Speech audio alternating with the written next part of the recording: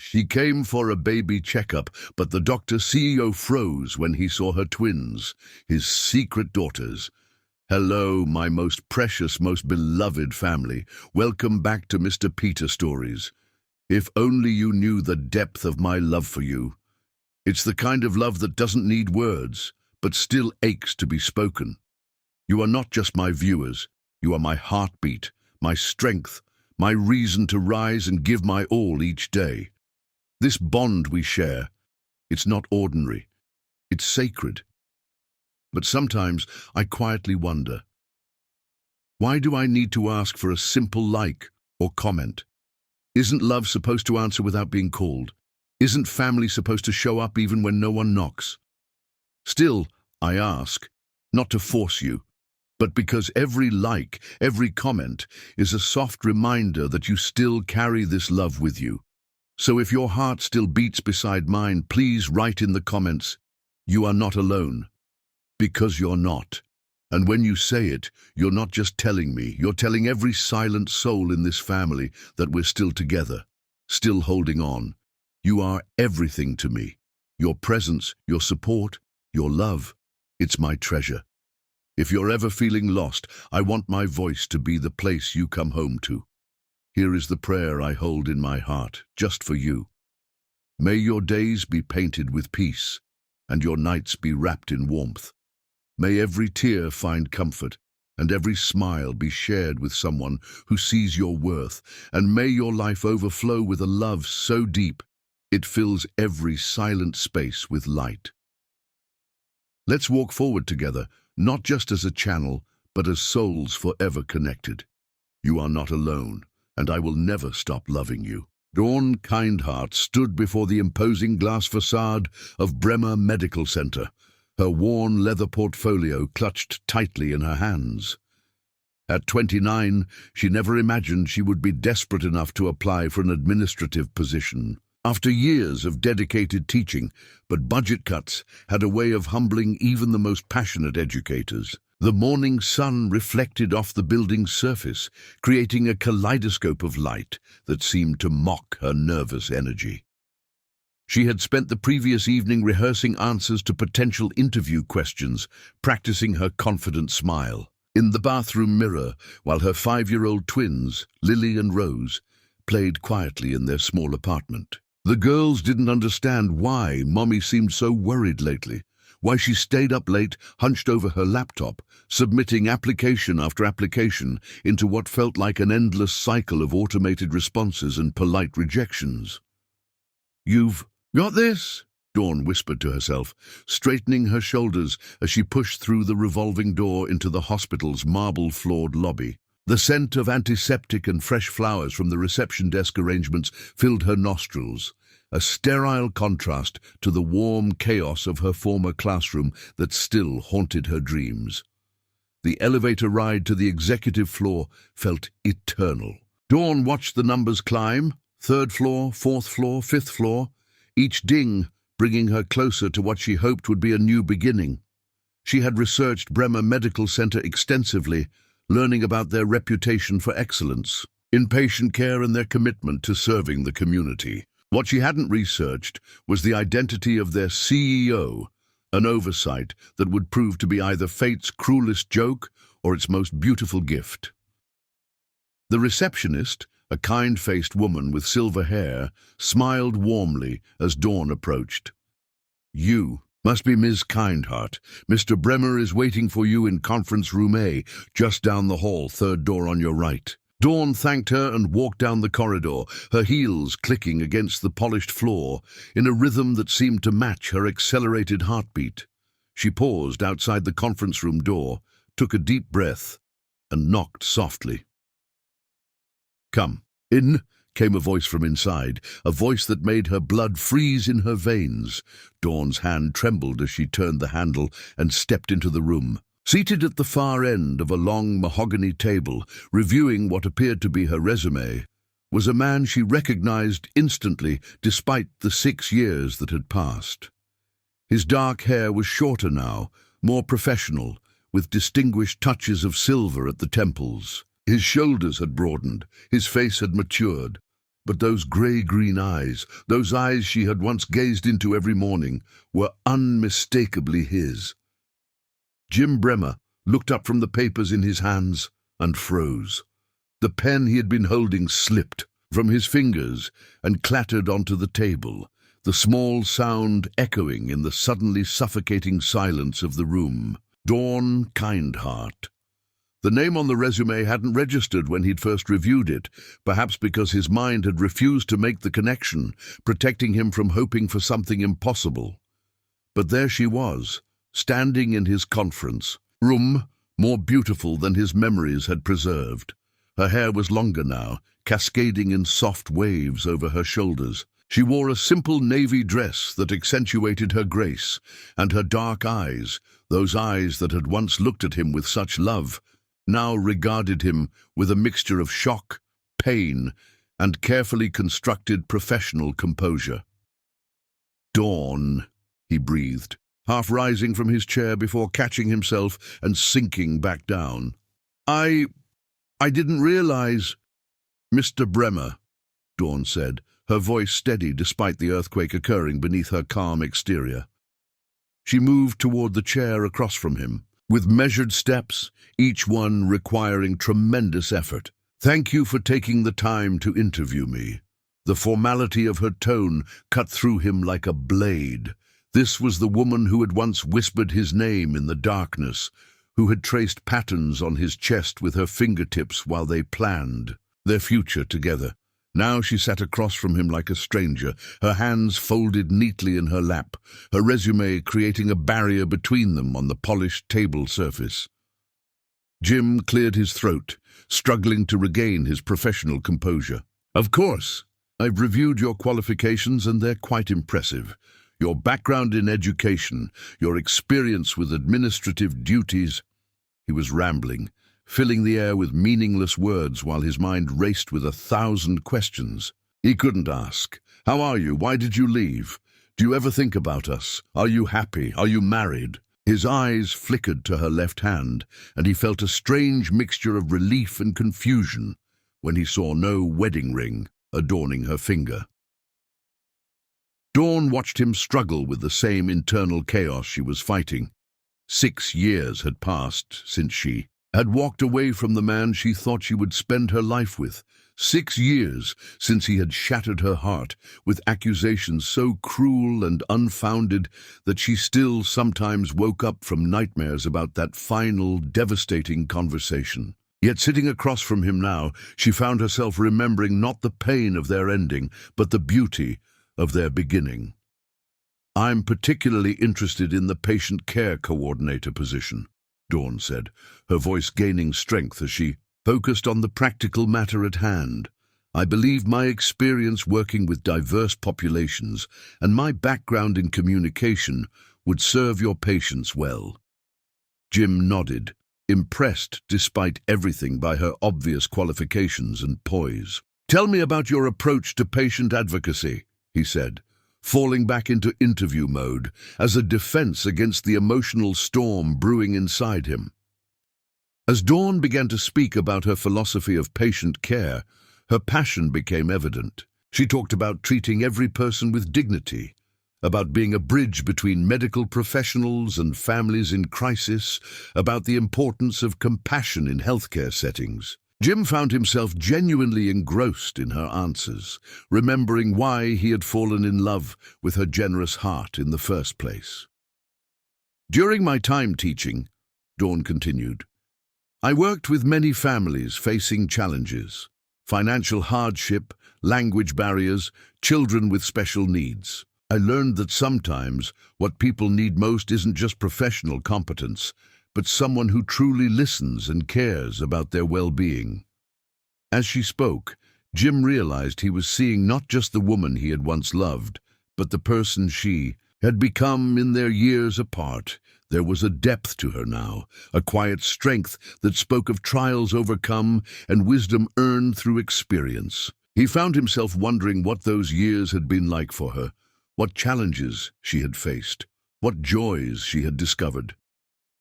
The interview continued for another 20 minutes, covering her technical skills, her availability, her salary expectations. Throughout it all, both maintained their professional facades while navigating the emotional minefield of being in the same room again. Jim found himself asking follow-up questions, not because he needed more information about her qualifications. Her resume and references spoke for themselves, but because he wasn't ready for this unexpected encounter to end. "What drew you specifically to Bremer Medical Center?" Jim asked, genuinely curious about her answer. Dawn hesitated for just a moment, her composure flickering. "Your reputation for patient-centered care," she said carefully. "I researched your community outreach programs, your sliding-scale payment options for uninsured patients. It aligns with my values about healthcare being a right, not a privilege." Jim felt something twist in his chest. Even now, even after everything, she was thinking about others, about service to those who needed it most. It was so quintessentially Dawn that he felt transported back to their college days, when she would tutor struggling students for free and volunteer at homeless shelters on weekends. That's exactly the kind of perspective we need here," he said, his professional mask slipping slightly. "Someone who understands that behind every patient file is a human being with fears, hopes, and dignity that deserves respect." Their eyes met across the table, and for a moment, the years dissolved. Dawn saw not the successful CEO in his expensive suit, but the idealistic medical student who had once talked passionately about changing the world through medicine. Jim saw not the poised professional applicant, but the woman who had believed in his dreams, even when he doubted himself. The moment stretched between them, fragile and precious, until Dawn cleared her throat and looked down at her hands. "I should mention," she said quietly, "that I have 2 young children, twins. They're 5 years old. I want to be upfront about the fact that my schedule needs to accommodate school pickups and the occasional sick day." Jim's breath caught in his throat. Twins, 5 years old. The timeline would place their birth right around. He forced himself to respond professionally, even as his mind reeled with possibilities. "Of course, we're a family-friendly organization. Many of our employees are parents, and we understand the importance of work-life balance." Dawn nodded, still not meeting his eyes. "Their father he's not in the picture. So it's just me." The words hung in the air between them, loaded with meaning that neither could address directly. Jim felt a strange mixture of emotions, sympathy for the challenges she must face as a single mother, curiosity about the father of her children, and something else, something that felt dangerously like hope. Finally, Dawn glanced at her watch and gathered her portfolio. "I believe I've covered everything in my application," she said, rising from her chair with elegant grace. "Thank you again for your time, Mr. Bremer." Jim stood as well, his height still impressive as she remembered. For a moment, they simply looked at each other across the table, 6 years of separation and unspoken words hanging between them like a gossamer web. "We'll make our decision by the end of the week," Jim said formally. "HR will contact you either way." Dawn nodded and moved toward the door, but Jim's voice stopped her. "Dawn!" The way he said her name, soft and filled with something unnameable, made her turn back. Their eyes met and held, and for just an instant the years fell away, and they were young again, in love again, before everything went wrong. "Yes?" she whispered. Jim seemed to struggle with words, his jaw working silently before he finally managed. "It's good to see you again." The simple statement carried the weight of years of regret, longing, and questions that might never be answered. Dawn felt tears threaten at the corners of her eyes, but she blinked them back. "Goodbye, Jim," she said softly, and walked out of the conference room, leaving him standing alone with his memories and the lingering scent of her perfume, the same fragrance she had worn all those years ago. As the door clicked shut behind, Jim sank back into his chair and buried his face in his hands. He knew, without question, that he would hire her. Not because of her qualifications, though they were excellent, but because fate had placed her back in his life, and he wasn't going to let her walk away again. Not without understanding what had really happened between them all those years ago. Outside, in the hallway, Dawn leaned against the wall and pressed a trembling hand to her heart. The job interview had become secondary the moment she had seen Jim's face. Now she faced a terrible choice: take the position she desperately needed and work alongside the man who had broken her heart, or continue her job search and protect herself from reopening old wounds. But as she thought of Lily and Rose waiting for her at daycare, as she remembered the stack of unpaid bills on her kitchen table, she realized the choice had already been made. She needed this job, and if that meant facing her past every day, then she would find the strength to do it. She just prayed that strength would be enough to protect not only her heart, but the secret she had carried alone for 6 long years. The secret of 2 little girls, with their father's eyes, who didn't even know he existed. Chapter 2. The Truth About Leaving. The call came on a Tuesday evening, 3 days after the interview that had turned Dawn's carefully ordered world upside down. She was helping Lily with her reading homework, while Rose colored quietly at the kitchen table when her phone buzzed with an unknown number. "Ms. Kindheart, this is Jim, Mr. Bremer from Bremer Medical Center." His voice sounded different over the phone, more uncertain than the confident CEO she had faced across the conference table. "I'm calling to offer you the position of patient care coordinator, if you're still interested." Dawn's heart hammered against her ribs as she processed his words. She had spent the last 3 days oscillating between hoping for and dreading this call. Yes, I'm very interested, thank you. Can you start Monday morning? HR will email you all the details, benefits, orientation schedule, everything you need to know." There was a pause, filled with the sound of Lily practicing her sight words and Rose humming softly as she colored. Dawn could hear Jim breathing on the other end of the line, and she wondered if he was remembering as she was, another phone call 6 years ago that had changed everything. That call had come on a March evening when daffodils were beginning to push through the last of winter's snow.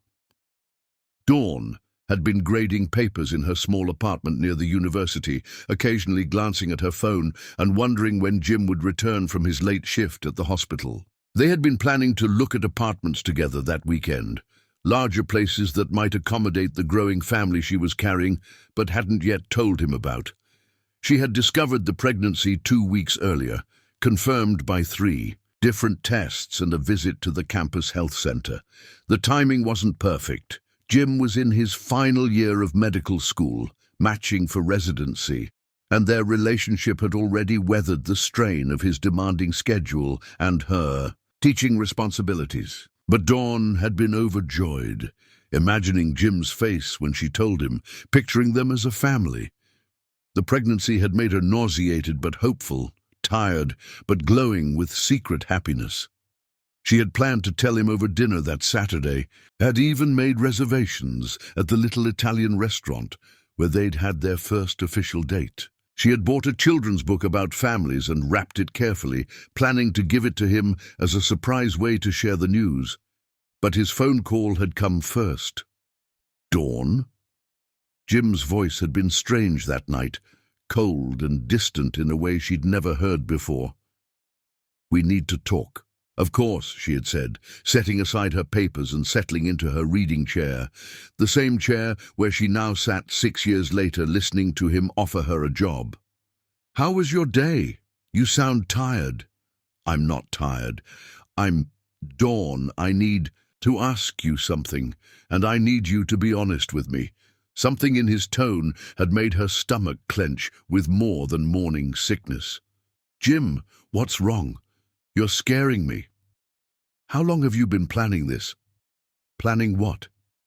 "Jim, I don't understand." His laugh had been bitter, unlike any sound she'd ever heard from the man who usually spoke to her with such tenderness. "The pregnancy, Dawn. How long have you been planning to trap me with a baby?" The words had hit her like physical blows. Dawn had dropped the phone, her hands flying to her still flat stomach in an instinctive protective gesture. She had picked up the phone with shaking fingers. "What did you just say to me?" "My mother told me everything, Dawn. She showed me the photos, the documents. I know about your research into my family's finances. I know you've been planning this whole relationship as some kind of investment in your future."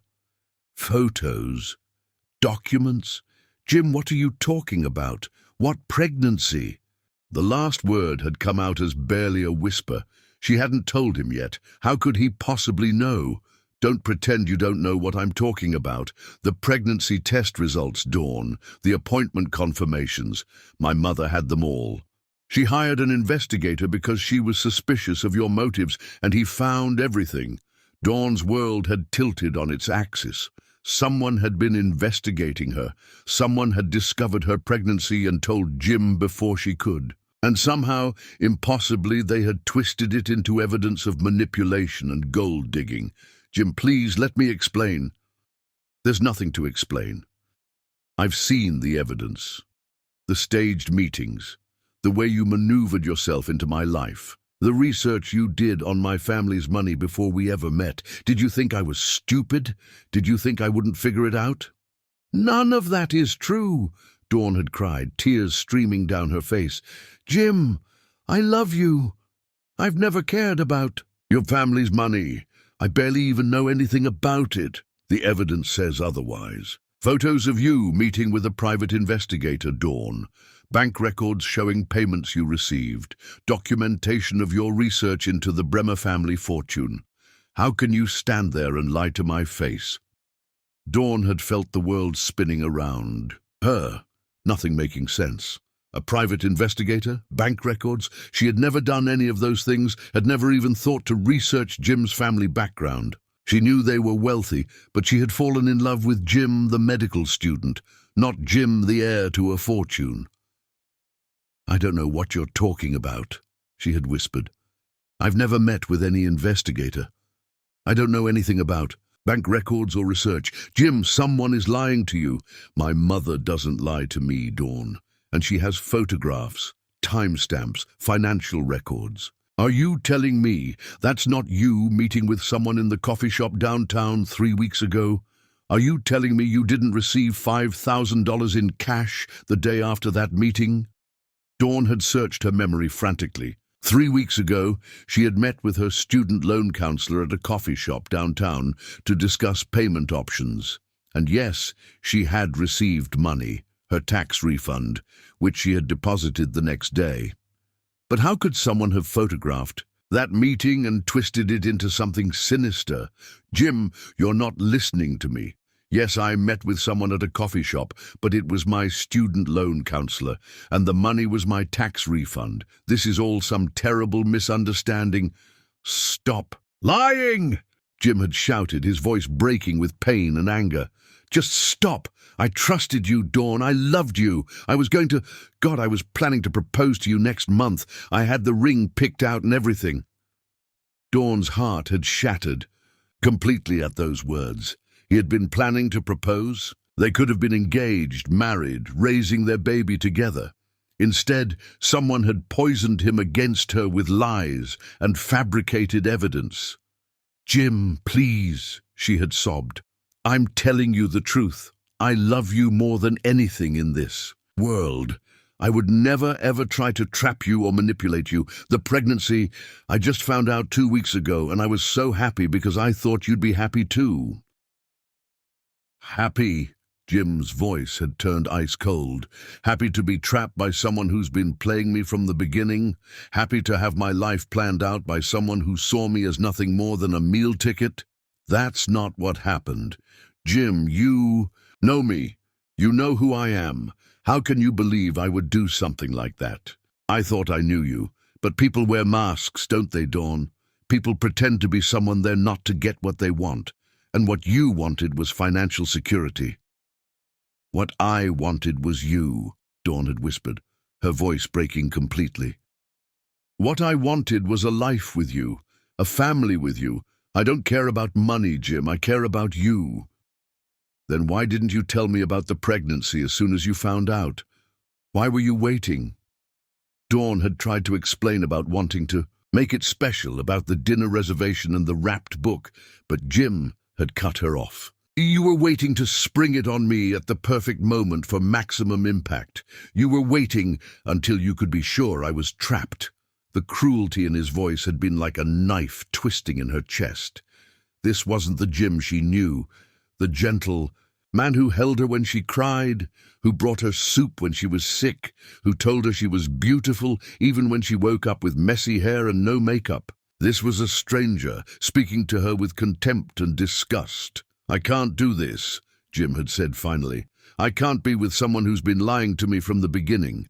I can't trust you, Dawn, and I can't raise a child with someone I don't trust. Jim, please, it's over. Don't call me. Don't come to my apartment. Don't try to contact me. We're done.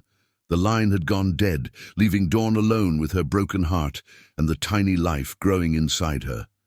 Now, 6 years later, sitting in her kitchen while her daughters did homework, Dawn remembered every word of that conversation with perfect, painful clarity. She had tried calling Jim back that night, had tried for weeks to reach him, but he had blocked her number, moved apartments, and seemingly vanished from her life completely.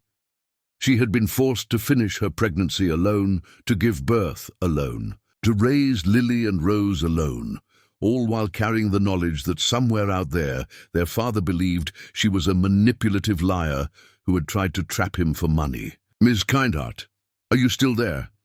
Jim's voice on the phone brought her back to the present. Yes, I'm here. Monday morning sounds fine. Good. I'll see you then. Another pause. Dawn could hear something in his voice, something that sounded almost like regret or longing, but she couldn't be sure. Dawn, he said softly, her name barely a whisper. Yes? Never mind. I'll see you Monday. The line went dead, and Dawn stared at her phone for a long moment before setting it aside.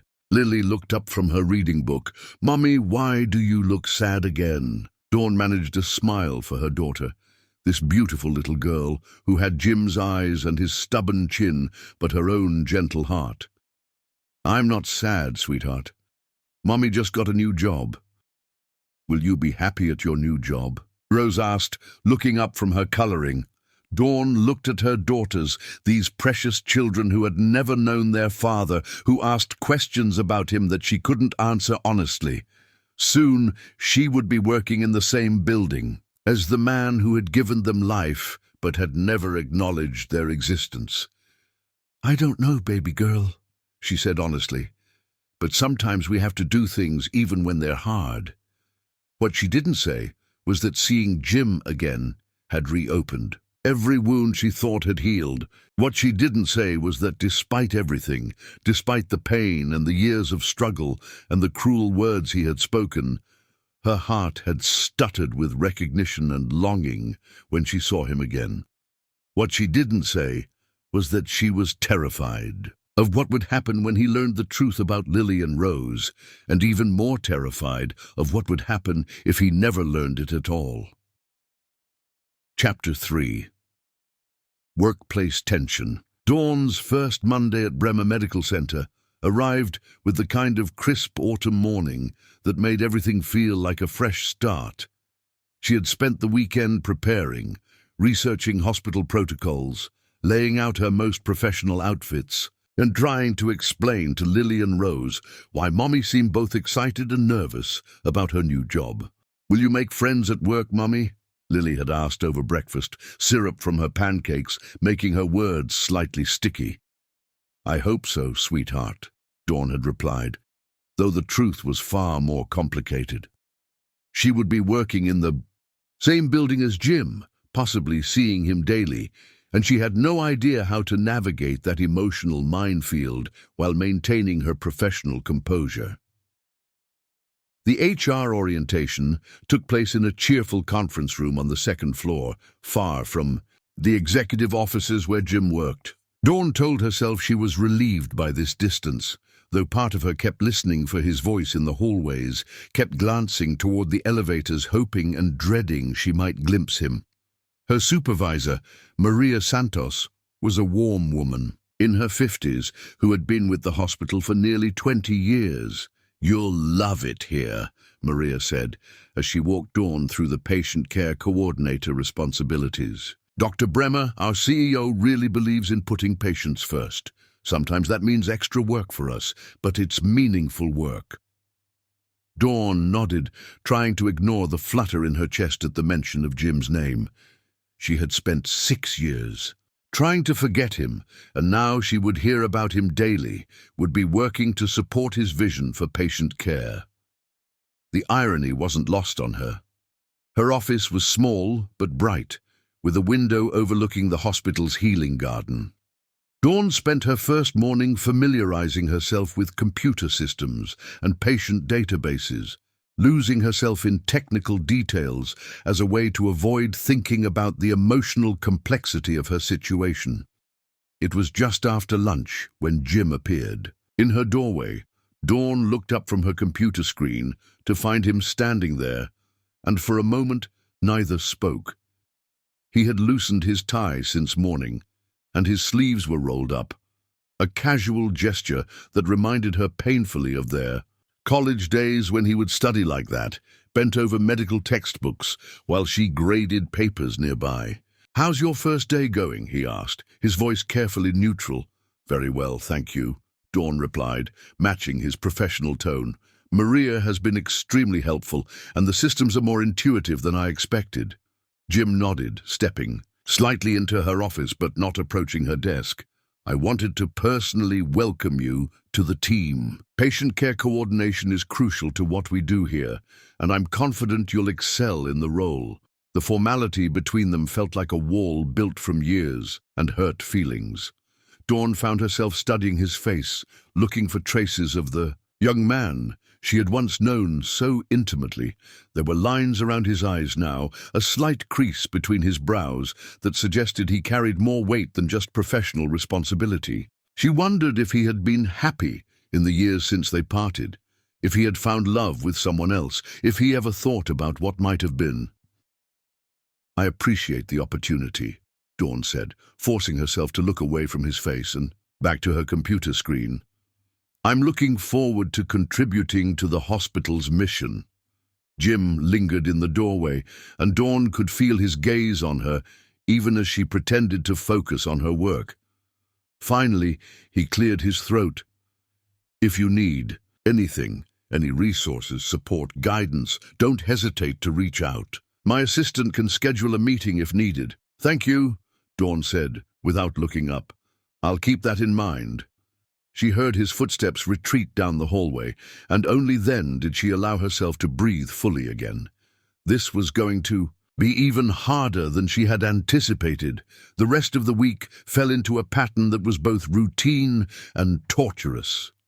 Dawn threw herself into her work with fierce dedication, staying late to catch up on case files and building relationships with the medical staff. She was exceptional at her job, and word quickly spread through the hospital about the new patient coordinator who actually listened to families and fought for their needs. But every day brought small encounters with Jim that left her emotionally drained.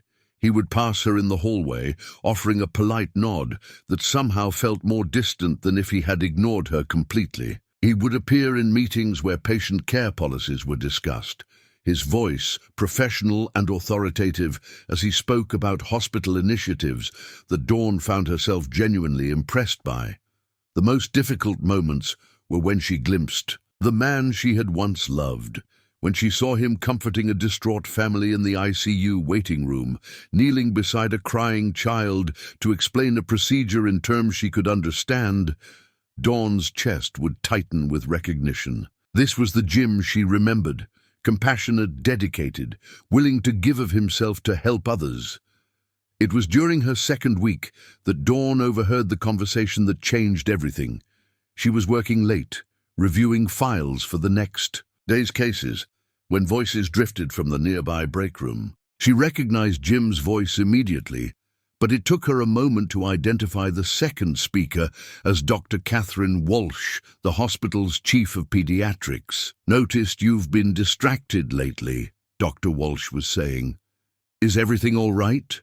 There was a long pause before Jim replied. "Do you ever wonder about the roads not taken, Kate? The choices you made that seemed right at the time but left you wondering, what if?" "Every day," came the gentle reply. "But that's part of being human, isn't it? We make the best decisions we can with the information we have. What if the information was wrong?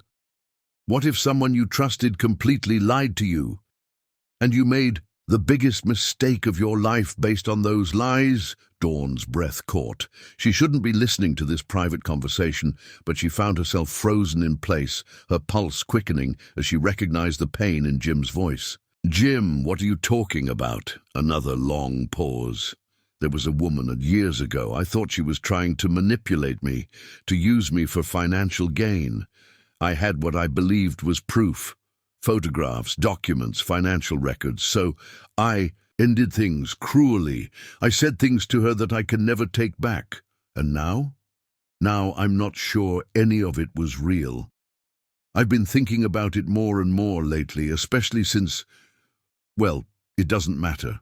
The point is, I destroyed something. Beautiful based on lies, and I don't know how to live with that." Dawn's hands were shaking as she quietly gathered her things and slipped out of the office, her mind reeling from what she had just heard. Jim suspected he had been lied to. After all these years, was he finally questioning what his mother had told him? The revelation followed her home, haunting her as she helped Lily and Rose with their homework, as she tucked them into bed, as she lay awake staring at the ceiling. Part of her wanted to confront him, to demand answers about why he was having these doubts now. But a larger part of her was terrified of reopening wounds that had taken so long to heal. The next morning brought a new complication. Dawn was reviewing patient files when she noticed one that made her blood run cold. The name at the top of the chart was Elena Bremer, Jim's mother. According to the file, Elena had been admitted 3 days earlier for cardiac monitoring following chest pains. She was stable, but would require ongoing observation. As the patient care coordinator, Dawn would be responsible for liaising with the family, ensuring proper communication between medical staff and loved ones. Dawn stared at the file for a long time, remembering the woman who had destroyed her relationship with Jim. Elena Bremer had been sophisticated and intimidating when Dawn had met her briefly at a few social functions, but she had seemed polite enough. Dawn had never suspected that behind that polished exterior lay someone capable of such elaborate deception. Now Eleanor was her patient's mother, and Dawn would have to interact with her professionally. The thought made her stomach churn, but she forced herself to approach the situation with the same dedication she brought to every case. She was preparing to visit Eleanor's room when Jim appeared at her office door again. "Dawn, I need to speak with you about one of your cases," he said, his expression more serious than usual. "Of course, which case?" "My mother, Eleanor Bremer. She's been admitted for cardiac observation." Dawn's grip tightened on the file folder. "Yes, I saw that. I was just preparing to check on her status." Jim stepped into her office and closed the door behind him, a gesture that immediately heightened the tension in the small space. "I wanted to give you a heads up before you meet with her. My mother can be challenging. She has strong opinions about how things should be done, and she's not always respectful to hospital staff." Dawn almost laughed at the understatement. If Jim only knew what his mother was capable of, how she had manipulated and lied to destroy their relationship. But she kept her expression neutral. "I appreciate the warning. I'll handle her case with appropriate professionalism."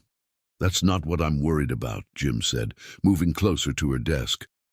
"I'm worried about how she might treat you. My mother has very specific ideas about people's backgrounds and social status.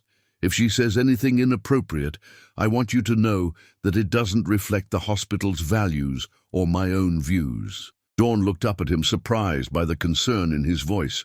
"I can handle difficult family members, Jim. It's part of the job." "I know you can handle it, but I also know how cutting my mother can be when she wants to make a point, and I don't want—" He trailed off, running his hand through his hair in a gesture that was achingly familiar. "You don't want what?" Dawn asked softly. Jim looked at her for a long moment, something vulnerable flickering in his eyes. "I don't want her to hurt you," he said finally. "You don't deserve that. You never deserved that." The words hung between them, loaded with meaning that went far beyond professional concern. Dawn felt tears threaten at the corners of her eyes, but she blinked them back. "Thank you for the warning," she managed to say. "I'll be careful." Jim nodded and moved toward the door, but he paused with his hand on the handle. "Dawn, if there's ever anything you need to tell me, anything at all, I hope you know you can trust me." Before Dawn could respond, he was gone, leaving her alone with Elena Bremer's patient file and the growing certainty that their carefully constructed professional distance was beginning to crumble. That afternoon, Dawn made her way to Elena's private room, steeling herself for what was sure to be a difficult encounter. She knocked softly and entered to find an elegant woman in her 70s sitting up in bed, her silver hair perfectly styled despite her hospital stay. Elena looked up as Dawn entered, and recognition flickered across her features. For just a moment, Dawn saw something that might have been guilt or regret, but it was quickly replaced by cool composure. "Ms. Kindheart," Elena said, her voice perfectly polite. "What an unexpected surprise to see you here." "Mrs. Bremer," Dawn replied, maintaining her professional demeanor. "I'm the patient care coordinator assigned to your case. I wanted to check on how you're feeling and see if you have any questions about your treatment plan." Elena studied Dawn for a long moment, her keen eyes taking in every detail. "So you work for my son now? How interesting." Dawn refused to be intimidated. "I work for Bremer Medical Center, yes. My job is to ensure that you receive the best possible care and that your family stays informed about your treatment." "And does my son know about your history together?" The question was asked with deceptive casualness, but Dawn could hear the underlying threat. Elena was testing her, trying to see if she would crumble under pressure. "My relationship with Dr. Bremer is entirely professional," Dawn said firmly. "My focus is on your health and well-being during your stay here." Elena smiled, but there was no warmth in it. "Of course it is. How refreshing to see that some people can learn from their mistakes." Dawn felt a surge of anger at the woman's casual cruelty, but she forced herself to remain calm. "Is there anything specific you need regarding your care, Mrs. Bremer?" "Actually, there is." Elena's voice turned sharp. "I'd like to request a different coordinator, someone with more suitable qualifications." Dawn had expected this. "I understand your concerns, but I'm the most experienced coordinator available for your case. I assure you that you'll receive excellent care under my supervision." "I'm sure you believe that," Elena said dismissively. "But I think it would be better for everyone involved if we made a change. I wouldn't want any complications to arise." The threat was clear, though veiled in politeness. Elena was trying to get Dawn removed from her case, probably hoping to avoid any awkward questions about the past. "I'll discuss your concerns with Dr. Bremer," Dawn said, refusing to back down. "But unless there are specific deficiencies in my care, I'll continue to serve as your coordinator." Elena's eyes flashed with something that might have been admiration or annoyance. "You've developed quite a spine, haven't you?" "That's new." Dawn didn't reply, simply made a note in Elena's chart and prepared to leave. But Elena's voice stopped. Her at the door. "Ms. Kindheart, I hope you understand that some mistakes can't be undone. Some bridges once burned can never be rebuilt." Dawn turned back to face the woman who had destroyed her happiness 6 years ago. "You're right, Mrs. Bremer. Some mistakes can't be undone, but the truth has a way of coming out eventually, doesn't it?" She left the room before Elena could respond, her heart pounding with a mixture of fear and defiance. The battle lines had been drawn, and Dawn knew that her job and her secret were now more precarious than ever. Chapter 4. The twins' emergency. The call came at 3:47 p.m. on a Thursday afternoon that had started like any other.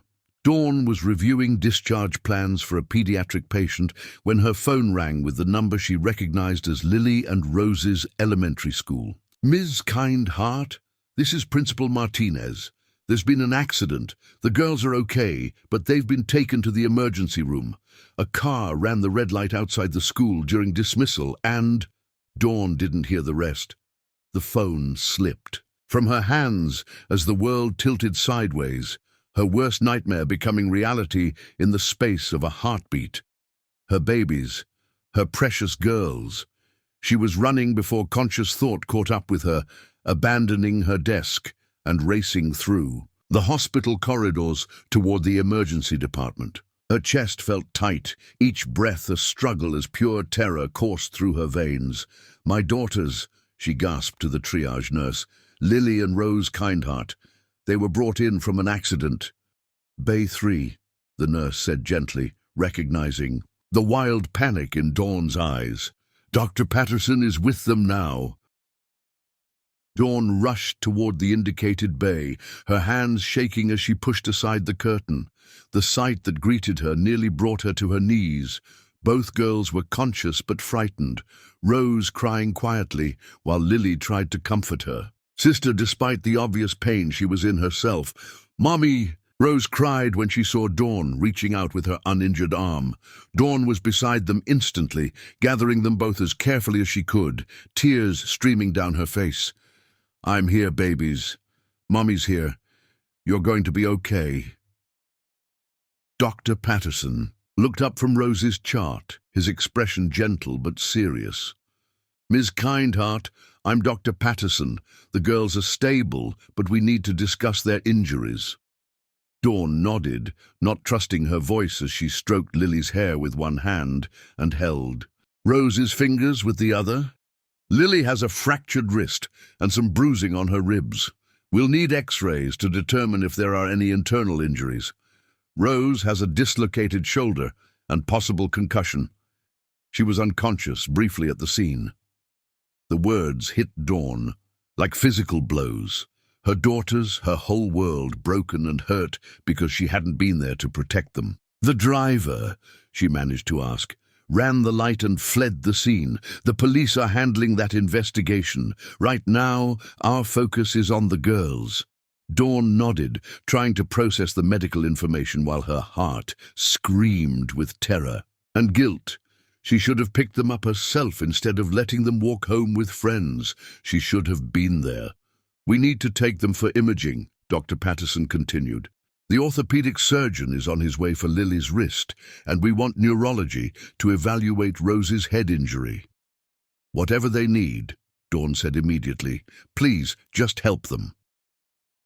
It was then that she heard familiar footsteps behind her, and Jim's voice saying quietly, "Dr. Patterson, what's the status?" Dawn turned to find Jim standing at the entrance to the bay, his face pale with concern. For a moment, she was confused about why he was there, until she remembered where they were. This was his hospital. Of course, he would be notified about a multiple casualty pediatric case, but the look on his face wasn't just professional concern. There was something deeper there, something that looked almost like personal anguish. "Dr. Bremer," Dr. Patterson said with obvious relief. "I was about to call for a consult. We have a 5-year-old with possible internal injuries and another with head trauma. Both will need surgical evaluation." Jim's eyes moved to the girls on the gurneys, and Dawn watched his face change completely. The professional mask slipped away, replaced by something she couldn't identify. He stared at Lily and Rose as if he'd seen ghosts, his complexion going ashen. These are... Jim's voice cracked slightly. These are Dawn's daughters. Yes, Dr. Patterson confirmed. Ms. Kindheart works here as a patient coordinator. The girls were in an accident outside their school. Jim stepped closer to the gurneys, his medical training warring with something else entirely. Dawn watched as his gaze moved from one girl to the other, taking in their features with an intensity that made her stomach clench with fear. Lily looked up at Jim with tear-filled eyes. "Are you a doctor too?" she asked, her voice small and scared. Jim said softly, kneeling beside her gurney so they were at eye level. "What's your name, sweetheart?" "Lily, that's my sister Rose. She got hurt worse than me because she pushed me out of the way when the car came." Jim's breath caught audibly. "That was very brave of your sister. And you're being very brave too." He turned to Rose, who was watching him with curious eyes despite her obvious pain. "Hi, Rose. I'm Dr. Jim. How are you feeling?" "My head hurts," Rose whispered. "And my shoulder. But I wanted to save Lily. She's my twin." "Twins," Jim repeated, and Dawn heard something break in his voice. "How old are you girls?" "5, Lily answered. "We'll be 6 in February. February 14th. That's Valentine's Day."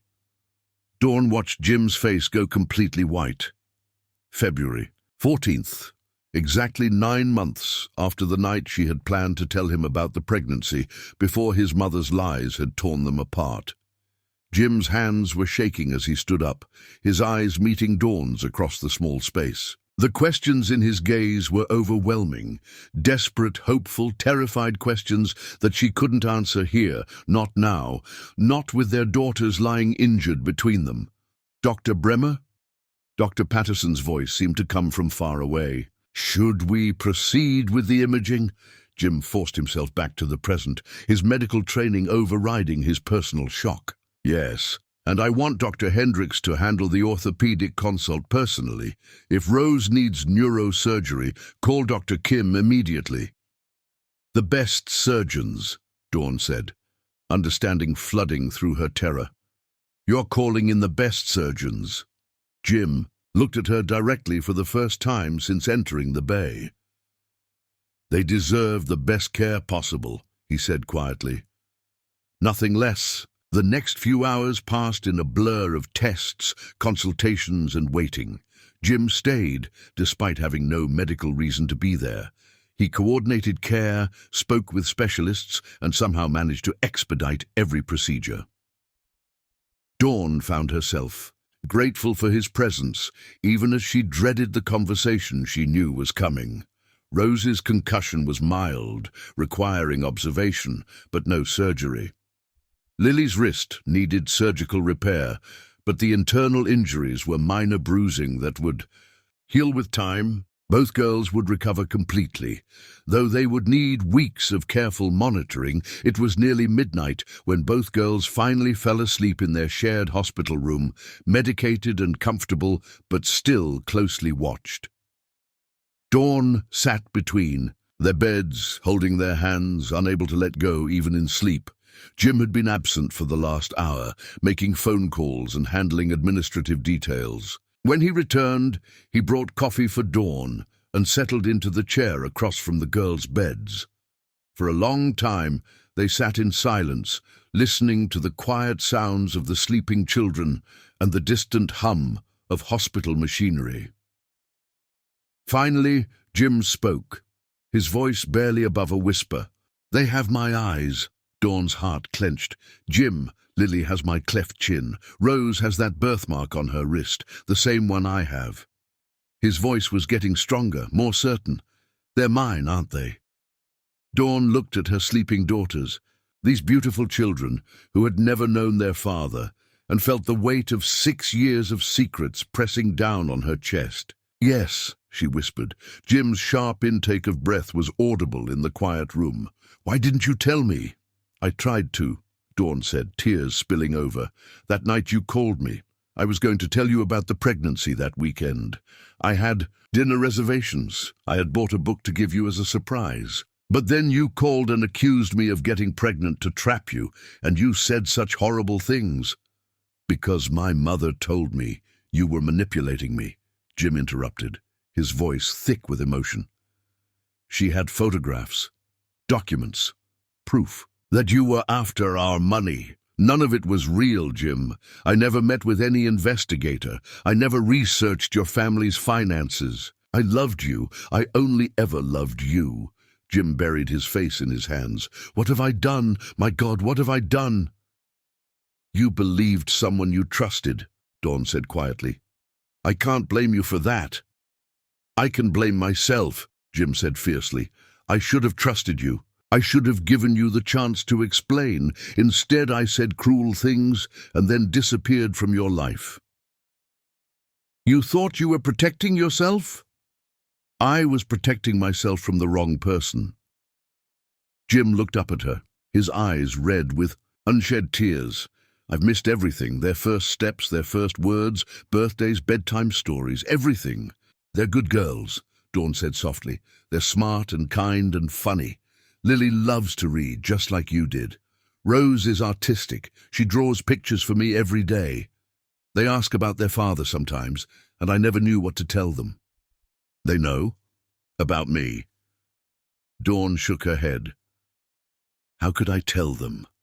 I thought you hated me. I thought you wanted nothing to do with us. Jim stood up abruptly and walked to the window, his shoulders rigid with tension. I want to be part of their lives, he said without turning around. I want to be their father. Jim, I know I have no right to ask. I know I hurt you terribly. And I know you have every reason not to trust me, but these are my daughters, Dawn. I've already lost 5 years with them. I can't lose any more. Dawn looked at Lily and Rose, sleeping peacefully, despite their injuries, and felt her heart breaking all over again. For 5 years, she had raised them alone, had been both mother and father, had answered their questions about why they didn't have a daddy like other kids. The thought of sharing them, of opening their carefully protected world to include the man who had shattered her own world, was terrifying.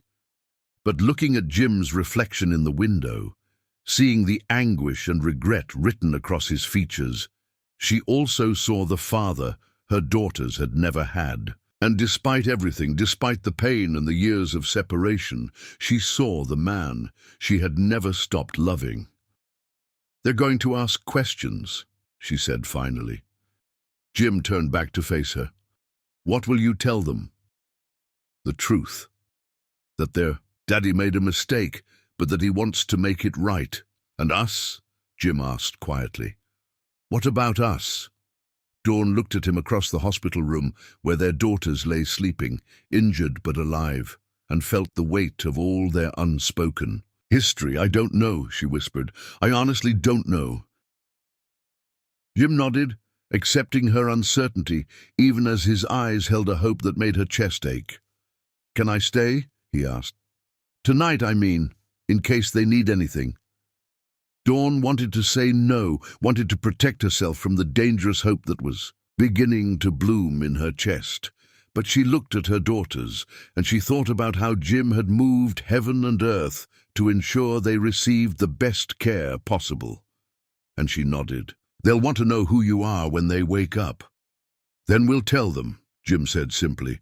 We'll tell them I'm their father, and that I love them, and that I'm never going to leave them again.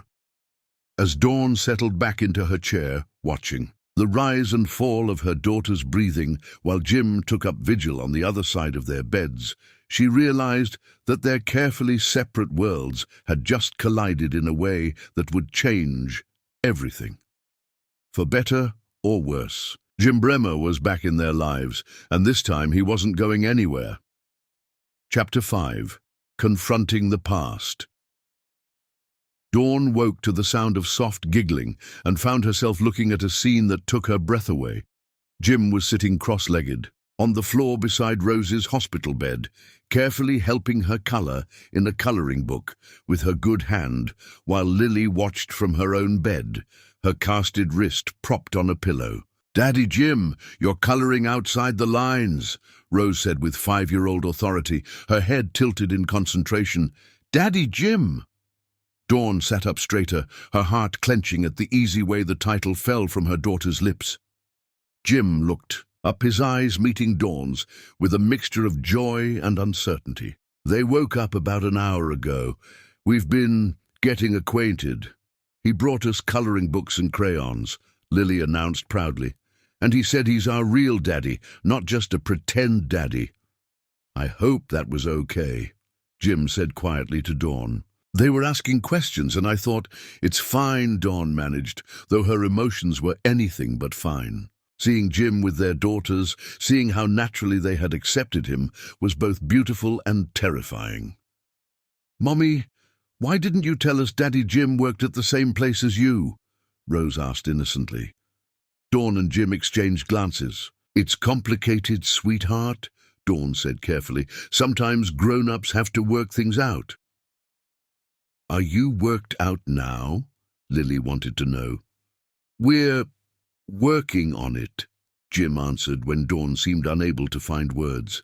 Dr. Patterson appeared in the doorway, smiling at the domestic scene. "Good morning, everyone.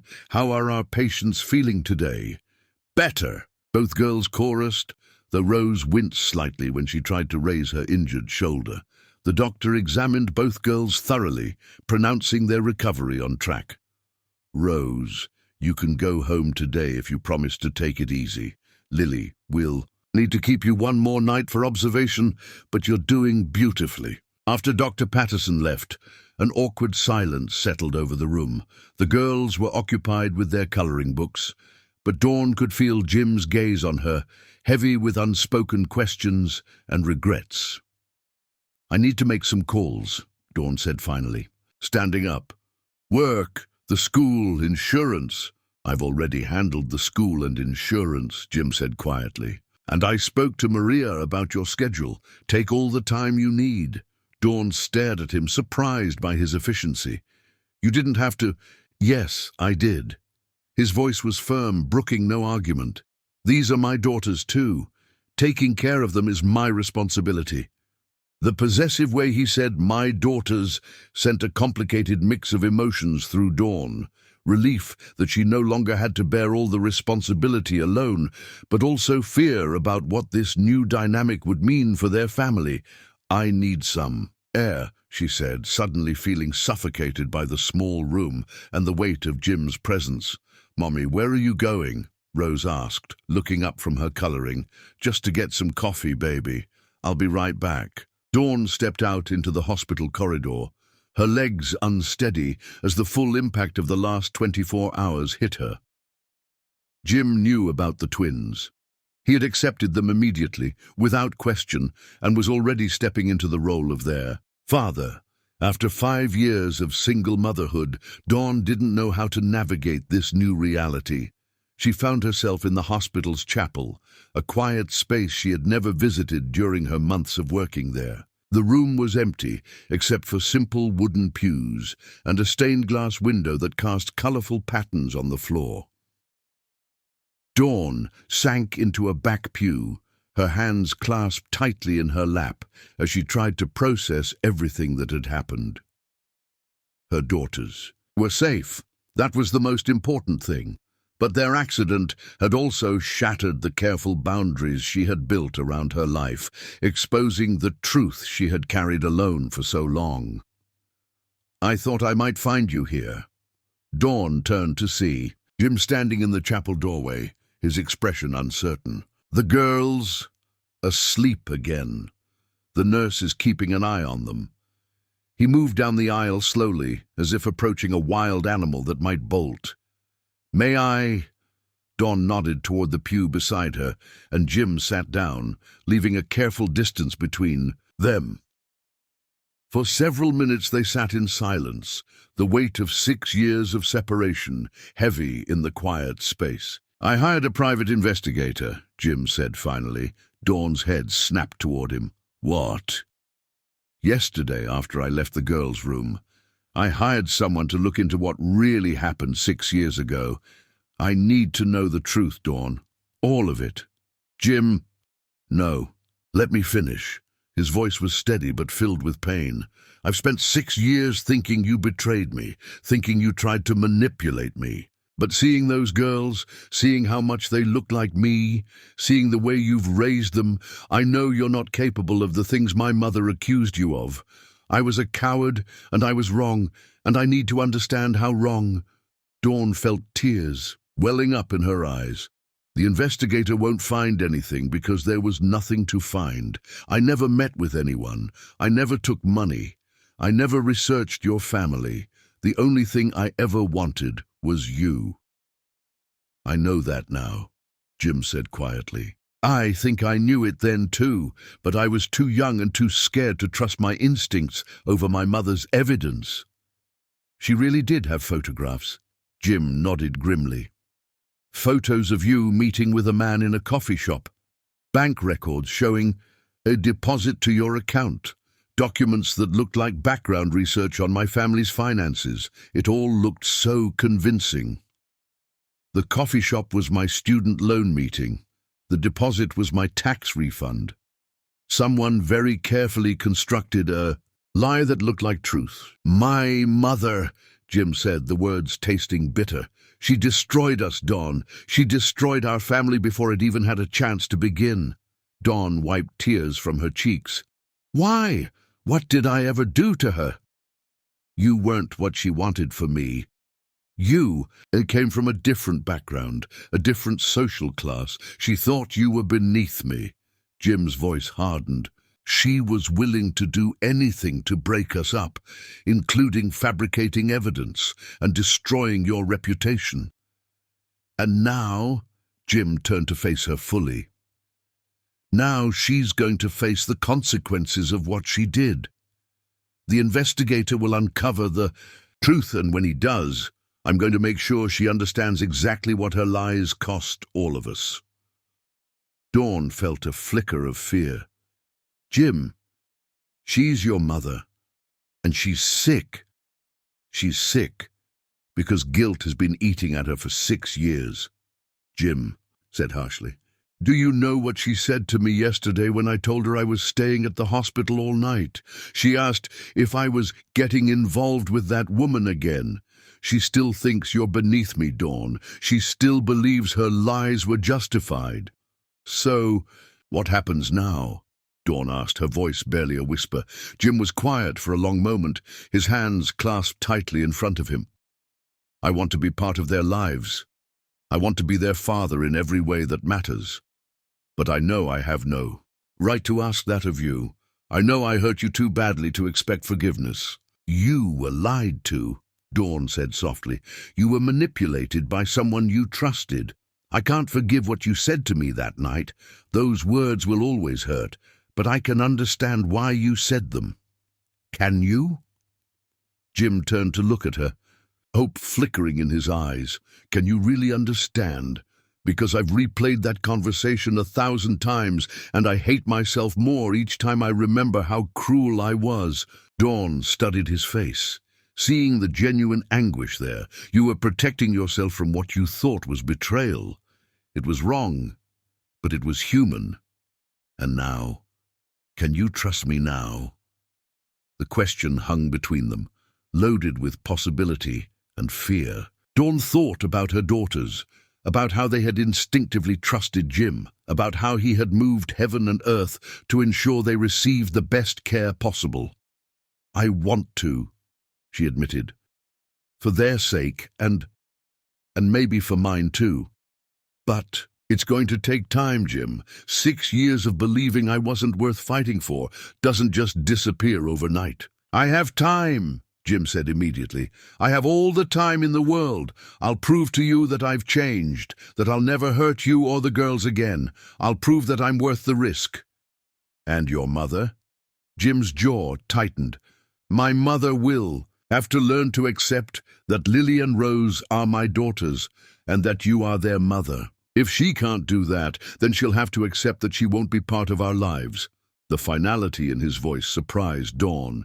Jim, you can't just cut off your family. Yes, I can. His voice was steel. She destroyed my family once. I won't. Let her do it again.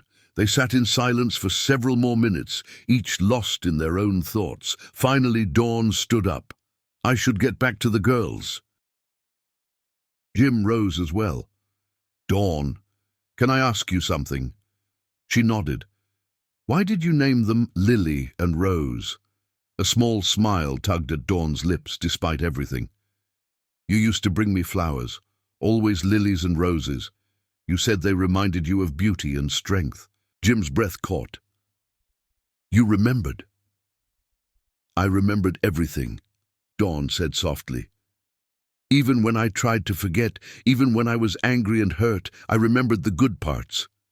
I wanted the girls to have something beautiful from their father, even if they never knew him. Jim's eyes filled with tears he didn't try to hide. They're so beautiful, Dawn, so perfect. You did an amazing job raising them alone. I didn't have a choice. You did have a choice. You could have. There were other options. But you chose to have them, to raise them, to give them love and stability, even when it was hard. You're an incredible mother.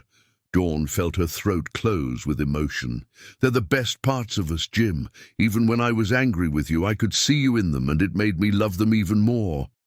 I want to know everything about them, Jim said urgently. Their favorite foods, their favorite books, what makes them laugh, what scares them, all of it.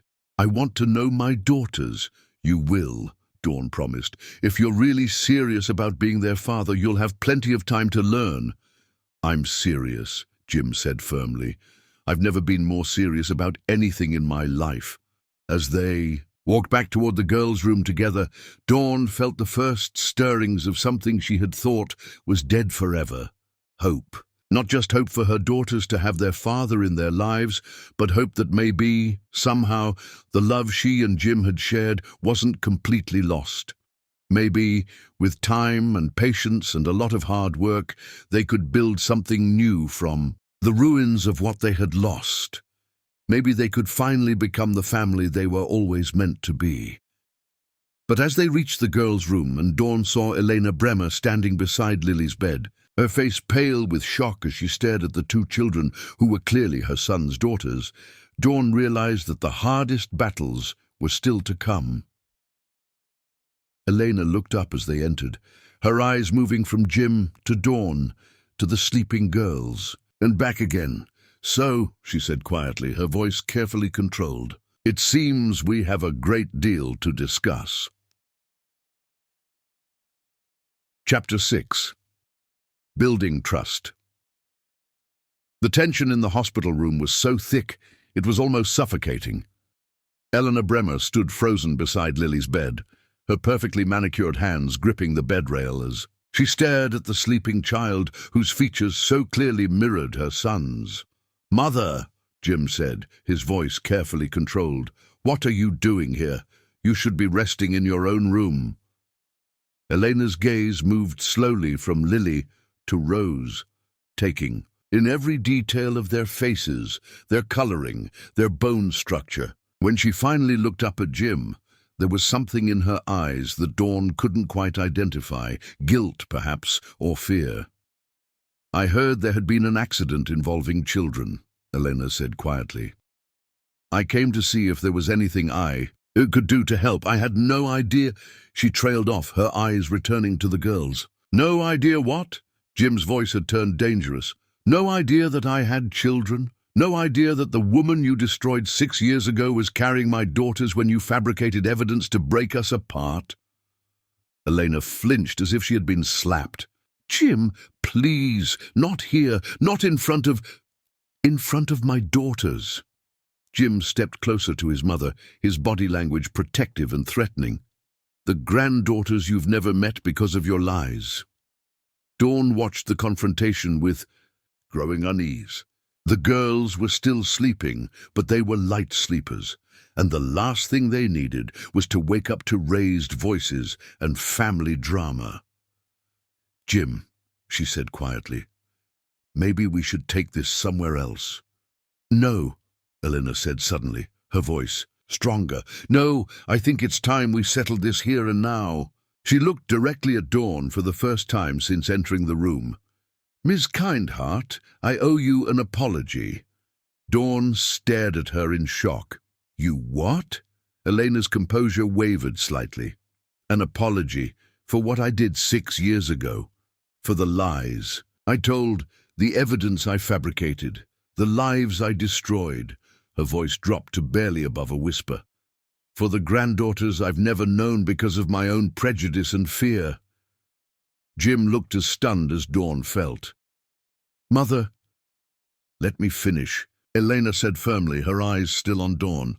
"I hired actors to pose as investigators. I staged photographs to make it appear you were meeting with people, researching our family finances. I forged documents and bank records to make it seem like you were being paid for information. I did all of this because I was terrified that my son was going to marry beneath his station and ruin his future." The admission hung in the air like a bomb that had finally exploded. Dawn felt her knees go weak, and she sank into the chair beside Rose's bed. "You destroyed our lives," Dawn whispered. "You kept Jim from knowing his daughters for 5 years because you thought I wasn't good enough for him." "I know," Elena said, tears now flowing freely down her cheeks. "I know what I did was unforgivable. I've known it for years, but I was too proud and too afraid to admit it. I told myself I was protecting Jim, that I was saving him from making a mistake that would ruin his life. Instead, you ruined his chance at happiness," Dawn said, her voice growing stronger with anger. "You made him believe the woman he loved was a manipulative liar. You made me believe he thought I was worthless. You stole 6 years from us, Elena. 6 years Jim can never get back with his daughters." "I know," Elena repeated, her voice breaking. "I've been living with the guilt ever since. When I had my heart episode 3 days ago, all I could think about was dying without making this right. When I saw those children just now, saw how much they looked like Jim looked at that age." She broke down completely, sobbing into her hands. Jim looked at his mother with a mixture of anger and pity. "Why now? Why are you admitting this now?" Eleanor wiped her eyes with a tissue from the bedside table. "Because I heard about the accident. Because I realized that somewhere out there my son might have children who were hurt, and I didn't even know they existed. Because the guilt has been killing me slowly for 6 years, and I can't carry it anymore." Dawn stood up slowly, her hands shaking with emotion. "Do you have any idea what it was like? Raising twins alone? Working 3 jobs just to pay rent? Having no one to help when they were sick or scared? Do you know how many times they asked me why they didn't have a daddy like other kids?" "Dawn," Jim said softly, stepping toward her. "No," Dawn said, holding up a hand to stop him. "She needs to hear this. She needs to understand what her lies cost us." She turned back to Eleanor. "I loved your son more than I've ever loved anyone. I would have done anything for him, supported him through anything.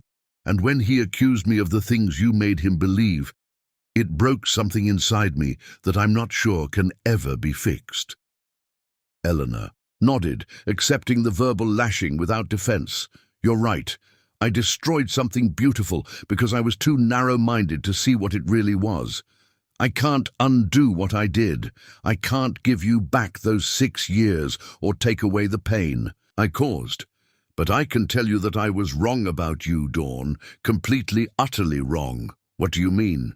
Elena looked at the sleeping girls, her expression soft despite her tears. "Look at them. Look at how healthy and happy they are, despite being raised by a single mother with limited resources. Look at how polite and well-behaved they were when they woke up. They thanked every nurse, said please and thank you for everything. You raised them with love and values and strength. You are exactly the kind of mother I should have wanted for my son's children." Dawn felt tears threatening again. "It's too late for compliments, Elena. I know it is, but I hope it's not too late for truth." Elena turned to Jim. "Your father and we raised you with certain expectations about social status and appropriate marriages. We thought success meant marrying within our social circle, accumulating wealth and prestige. But I see now that we raised you to value the wrong things. You raised me to be a snob, Jim said bluntly. Yes, Elena admitted. We did. And when you fell in love with someone who measured success by how much good she did in the world, rather than how much money she inherited, I was terrified. I thought she would drag you down.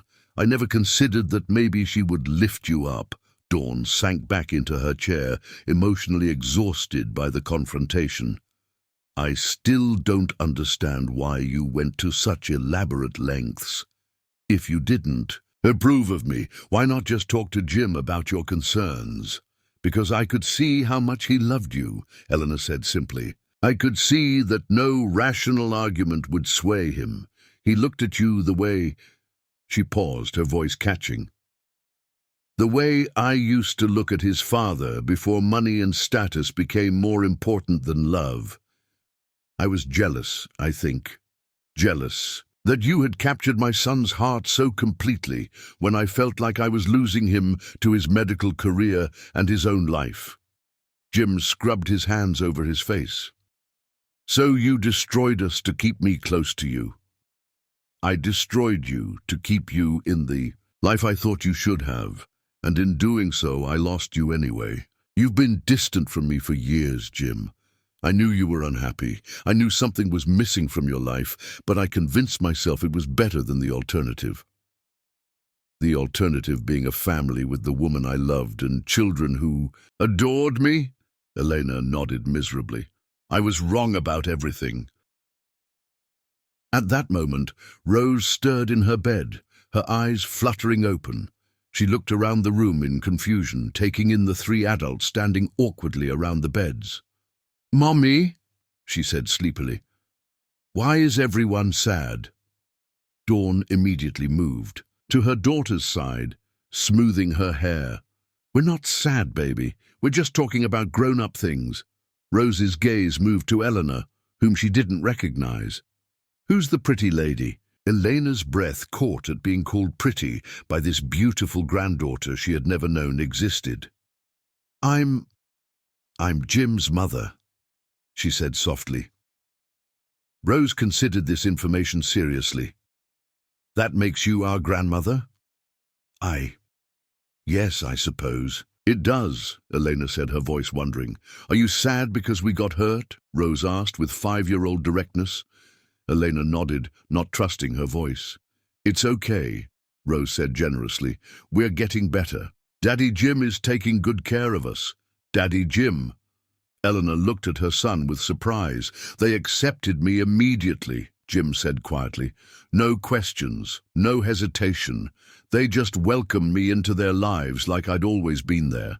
Because they needed you," Elena said, understanding dawning in her eyes. "They've been waiting for you their whole lives. Just like I've been waiting for them without knowing it." Lily began to wake up as well, alerted by the sound of voices. She looked around the room with the same confusion Rose had shown. "Is everything okay, Mommy?" she asked, immediately sensing the emotional tension. "Everything's fine, sweetheart," Dawn assured her. "This is Elena, Jim's mother." Lily studied Elena with curious eyes. "Are you our grandma too?" Elena's composure finally cracked completely. "I would like to be," she whispered through her tears. "If you'll let me. If your mother will let me." Both girls looked at Dawn expectantly. Dawn found herself in an impossible position. She wanted to say no, wanted to protect her daughters from the woman who had caused so much pain.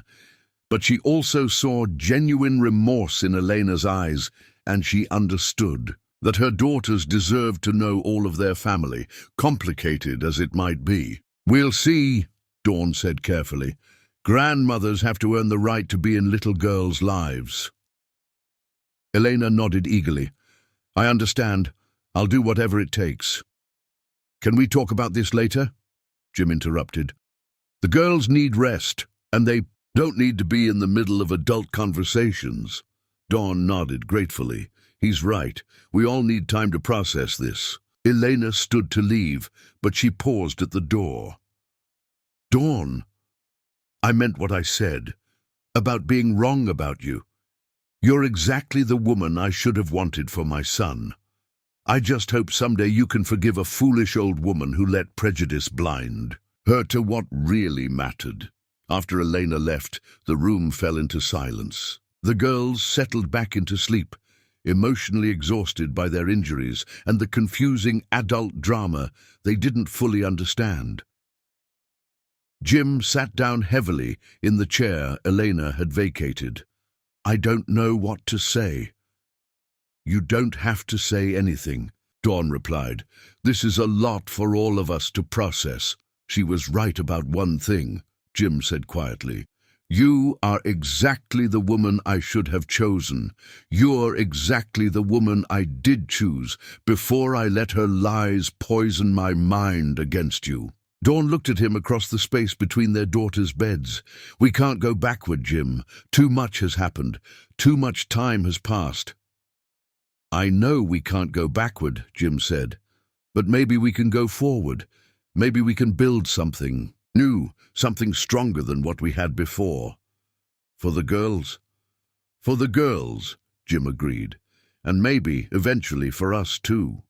Dawn didn't answer, but she didn't say no either. As she watched Jim settle in for another night of keeping vigil over their daughters, she felt something she hadn't experienced in 6 years. The possibility that maybe, just maybe, they could find their way back to each other. But first, they had to learn how to be parents together. They had to figure out how to coexist in the same world without constantly reopening old wounds. They had to decide whether Elena's apology was genuine and whether she deserved a place in their complicated family structure. Most of all, they had to learn whether the love that had brought them together so many years ago was strong enough to survive the truth of what had torn them apart. As Dawn drifted off to sleep in her uncomfortable hospital chair, she allowed herself to hope that it might be. Chapter 7. Custody Battle. 3 weeks after the accident, Dawn thought they were finally settling into a routine. Jim had been true to his word about wanting to be part of the girls' lives. He picked them up from school twice a week, took them for weekend outings to the zoo or the children's museum, and had even set up a bedroom for them in his penthouse apartment for sleepovers. The girls adored him. They had adapted to having a father with the resilience that only children possess, and they seemed to bloom under his attention. Lily would chatter endlessly about everything she had learned at school, while Rose would show him her latest artwork. With shy pride, Jim, in turn, was completely smitten, approaching fatherhood with the same dedication he brought to his medical practice. Dawn watched these interactions with complicated emotions. Joy at seeing her daughters so happy, relief at no longer carrying the full burden of parenting alone, but also a wistful sadness for all the moments they had missed as a family. There were times when she caught Jim looking at her with something that felt like longing, and she would have to look away before her own carefully guarded heart betrayed her. Elena had been suspiciously quiet since her tearful confession at the hospital. She had visited the girls twice, bringing expensive gifts and speaking to them with the careful politeness of someone trying to earn forgiveness. Dawn remained wary, but the girls seemed to enjoy having a grandmother who told them stories about their father's childhood and promised to teach them proper table manners. It was on a Thursday evening, while Dawn was helping Rose with a particularly challenging art project, that the doorbell rang. Dawn opened the door to find a man in an expensive suit holding an official-looking envelope. "Miss Dawn Kindheart?" "Yes?" "You've been served." He handed her the envelope and walked away before she could ask any questions. Dawn stared at the envelope with growing dread. Legal documents were never good news, especially for single mothers with limited resources. She opened it with trembling fingers and felt the world tilt sideways as she read the contents. Elena Bremer was petitioning the court for custody of Lily and Rose Kindheart, claiming that Dawn was an unfit mother due to financial instability, inadequate housing, and her history of deceptive behavior regarding the paternity of the children. The petition requested that custody be awarded to James Bremer, with Elena serving as the children's primary caregiver given his demanding work schedule. Dawn sank onto her couch, the papers fluttering to the floor as her hands shook uncontrollably. This couldn't be happening. Elena had apologized, had seemed genuinely remorseful for what she had done. How could she now be trying to take away Dawn's children? "Mommy, what's wrong?" Lily appeared at her elbow, her small face creased with concern. "Nothing, sweetheart," Dawn managed, though her voice sounded strange even to her own ears. "Just some boring paperwork." But it wasn't boring paperwork. It was a declaration of war. Dawn called Jim immediately, her hands still shaking as she dialed his number. "Dawn, what's wrong?" His voice was alert, concerned. "Your mother is suing me for custody of the girls," Dawn said without preamble. Silence. "Then what?" "I just got served. She's claiming I'm an unfit mother and that you should have custody with her as their primary caregiver." "That's impossible. She wouldn't, after what she said at the hospital." Jim's voice trailed off. "Apparently her apology was just another manipulation," Dawn said bitterly. "She wants my children, Jim. She wants to take them away from me. She can't do this. I won't let her do this. Can you stop her? She has money, lawyers, connections. I have an overdue electric bill and a car that needs new tires. Dawn, listen to me. She will not take those girls away from you. I will not let that happen. How can you promise that? This is your mother we're talking about. She has resources I can't even imagine. Then we'll fight her together. I'll hire the best family attorney in the state. I'll testify on your behalf. I'll do whatever it takes." Dawn felt tears streaming down her cheeks. "Jim, she's using you. She's putting your name on the petition, but she wants to be their primary caregiver. She's trying to use you to get custody and then push you aside." There was another long silence. When Jim spoke again, his voice was cold with fury. "I'm going to call her right now. This ends tonight." "Jim, wait," but he had already hung up. 20 minutes later, Dawn's phone rang again. This time it was Jim, and his voice was tight with barely controlled rage.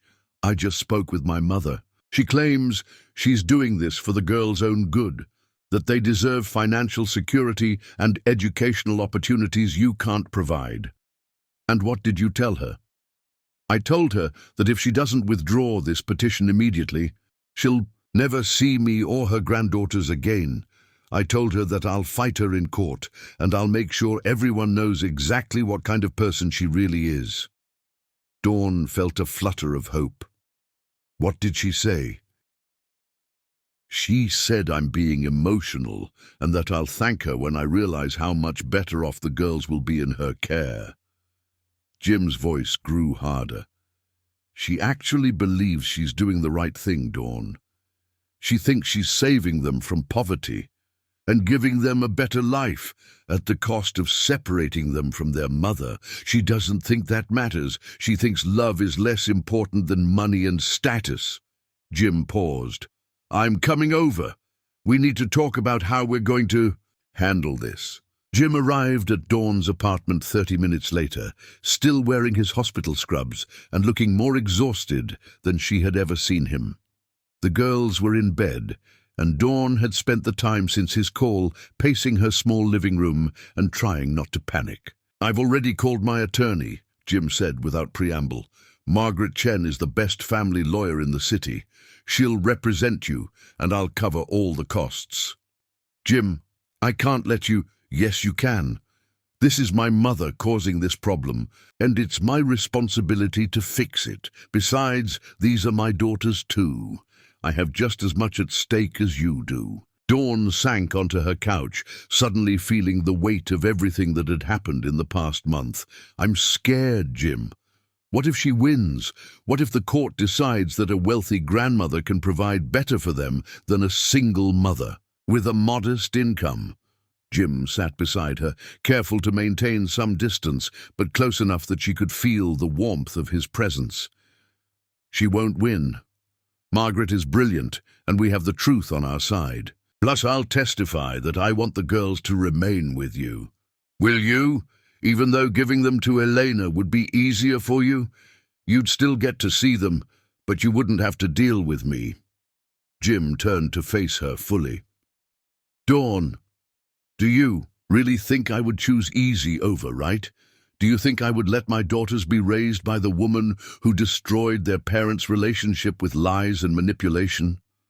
I don't know what to think anymore. 6 years ago, I thought I knew you completely, and then you believed the worst about me, without even giving me a chance to defend myself.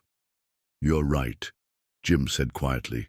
6 years ago, I was young and insecure, and too willing to believe that someone like you couldn't really love someone like me. I let my mother's poison infect my thinking because part of me was already afraid that you were too good for me.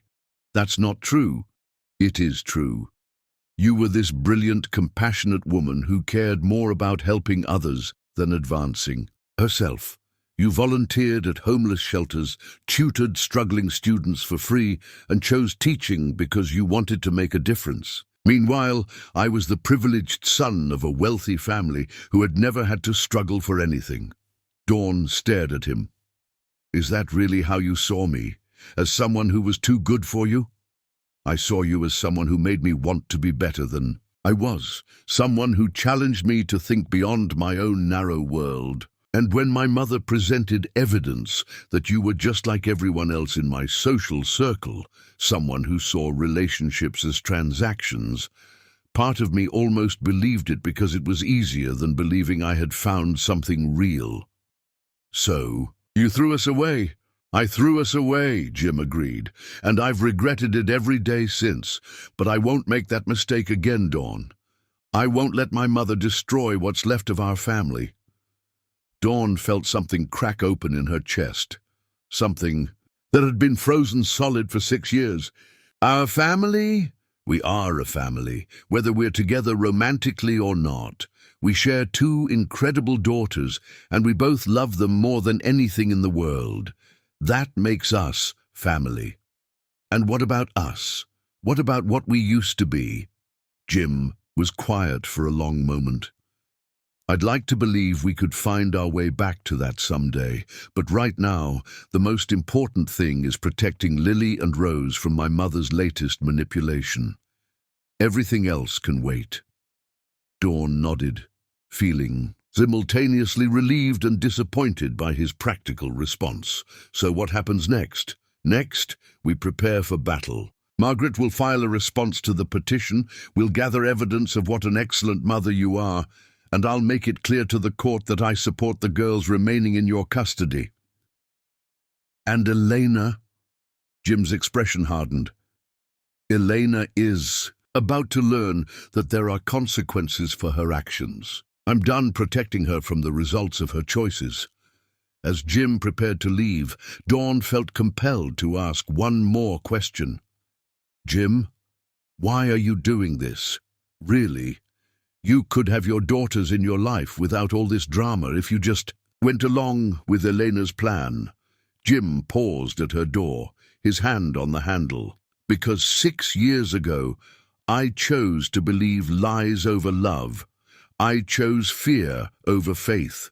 I chose my mother's approval over your heart. I won't make those same mistakes again.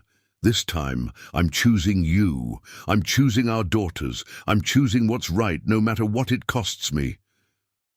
After he left, Dawn sat in her quiet apartment and allowed herself to hope that maybe, just maybe, they could win this fight. More importantly, she began to believe that the man she had fallen in love with all those years ago was still there, underneath the hurt and the years of separation. He was fighting for their daughters. But maybe, just maybe, he was fighting for them too. Chapter 8. Love Tested. The custody hearing was scheduled for a cold Monday morning in March, 5 months after Dawn had walked into Jim's office for that fateful job interview. As Dawn sat in the courthouse waiting room, watching her breath create small clouds in the inadequately heated space, she couldn't help but think about how drastically her life had changed. Margaret Chen, the family attorney Jim had hired, was everything he had promised, brilliant, fierce, and completely dedicated to keeping Lily and Rose with their mother. But even Margaret had warned Dawn that Elena's legal team was formidable and that the case would likely be decided on more than just the obvious fact that Dawn was a loving, capable mother. "They're going to attack your character," Margaret had explained during one of their preparation sessions. "They'll paint you as financially irresponsible, emotionally unstable, and unfit to provide for the girl's future needs. We need to be ready for anything." Dawn had thought she was ready. She had gathered letters of recommendation from the girls, teachers, testimonials from neighbors, and documentation of every sacrifice she had made to give Lily and Rose a stable, loving home. She had practiced her testimony until she could recite it without breaking down, and she had prepared herself for the emotional difficulty of having her parenting scrutinized by strangers. What she hadn't prepared for was the systematic destruction of her reputation that Elena's lawyers unleashed. The courtroom was smaller than Dawn had expected, with wooden benches that reminded her uncomfortably of church pews. Elena sat in the front row with her legal team, dressed impeccably in a navy suit that probably cost more than Dawn's monthly salary. Her expression was calm, almost serene, as if she genuinely believed she was doing the right thing. Jim sat beside Dawn at the defendant's table, his jaw tight with tension. He had barely spoken that morning, but Dawn could feel the anger radiating from him in waves. This was his mother trying to destroy his family again, and the betrayal cut deep. Ms. Kindheart, Elena's lead attorney, Victoria Sterling, began during cross-examination, her voice sharp as a blade. "You've changed jobs 4 times in the past 6 years, haven't you?" Dawn gripped the edge of the witness stand. "I was laid off twice due to budget cuts in the school district. The other positions were temporary while I searched for permanent employment." "Ah, but the result was the same, wasn't it? Periods of unemployment when you couldn't provide stable income for your children. I always found work quickly. I never let my financial situation affect the girls' care." "Let's talk about that financial situation," Ms. Sterling continued, consulting her notes. "You currently live in a 2-bedroom apartment, is that correct?" "Yes. An apartment in a neighborhood where the median household income is 40% below the city average."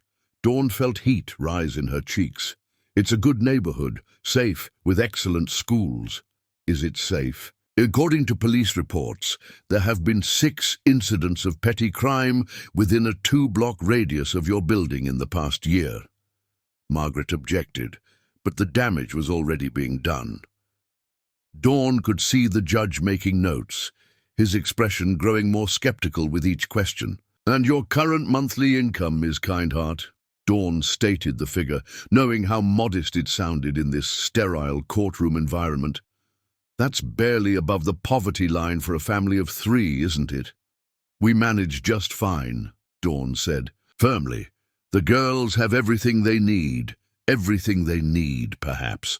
But what about everything they deserve? What about private schools, tutoring, music lessons, travel opportunities? Can you provide those things on your current salary?" Dawn's throat tightened.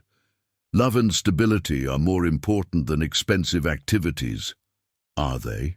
Or is that what you tell yourself to justify the limitations you're placing on these children's futures?" The character assassination continued for what felt like hours.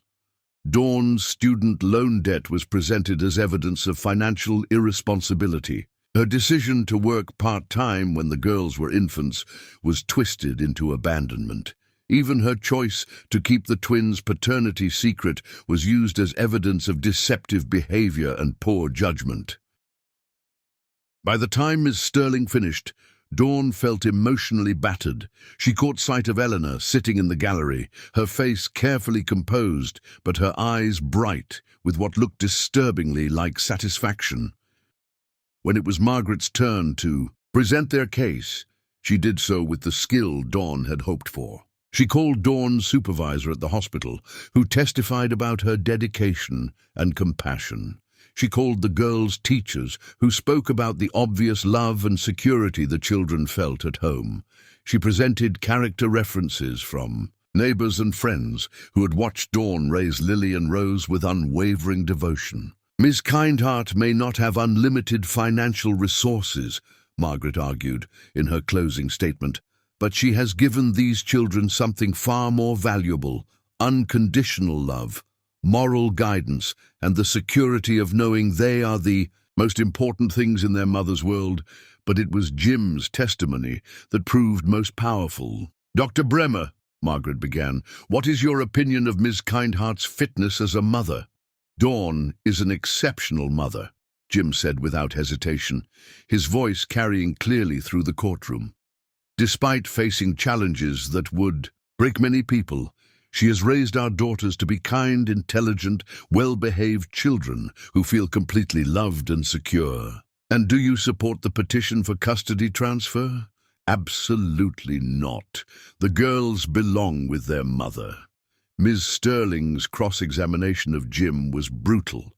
She questioned his judgment, suggesting that his romantic feelings for Dawn were clouding his assessment of what was best for the children. "Dr. Bremer, isn't it true that your mother has provided significant financial support throughout your life?"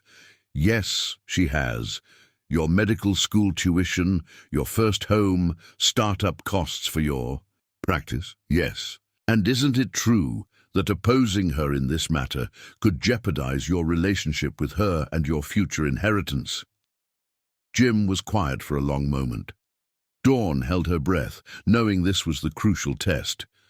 Would Jim choose his family's money over their daughters? "Yes," Jim said finally. "It could." "So you're willing to risk your financial security for Miss Kindheart?" Jim's voice grew stronger.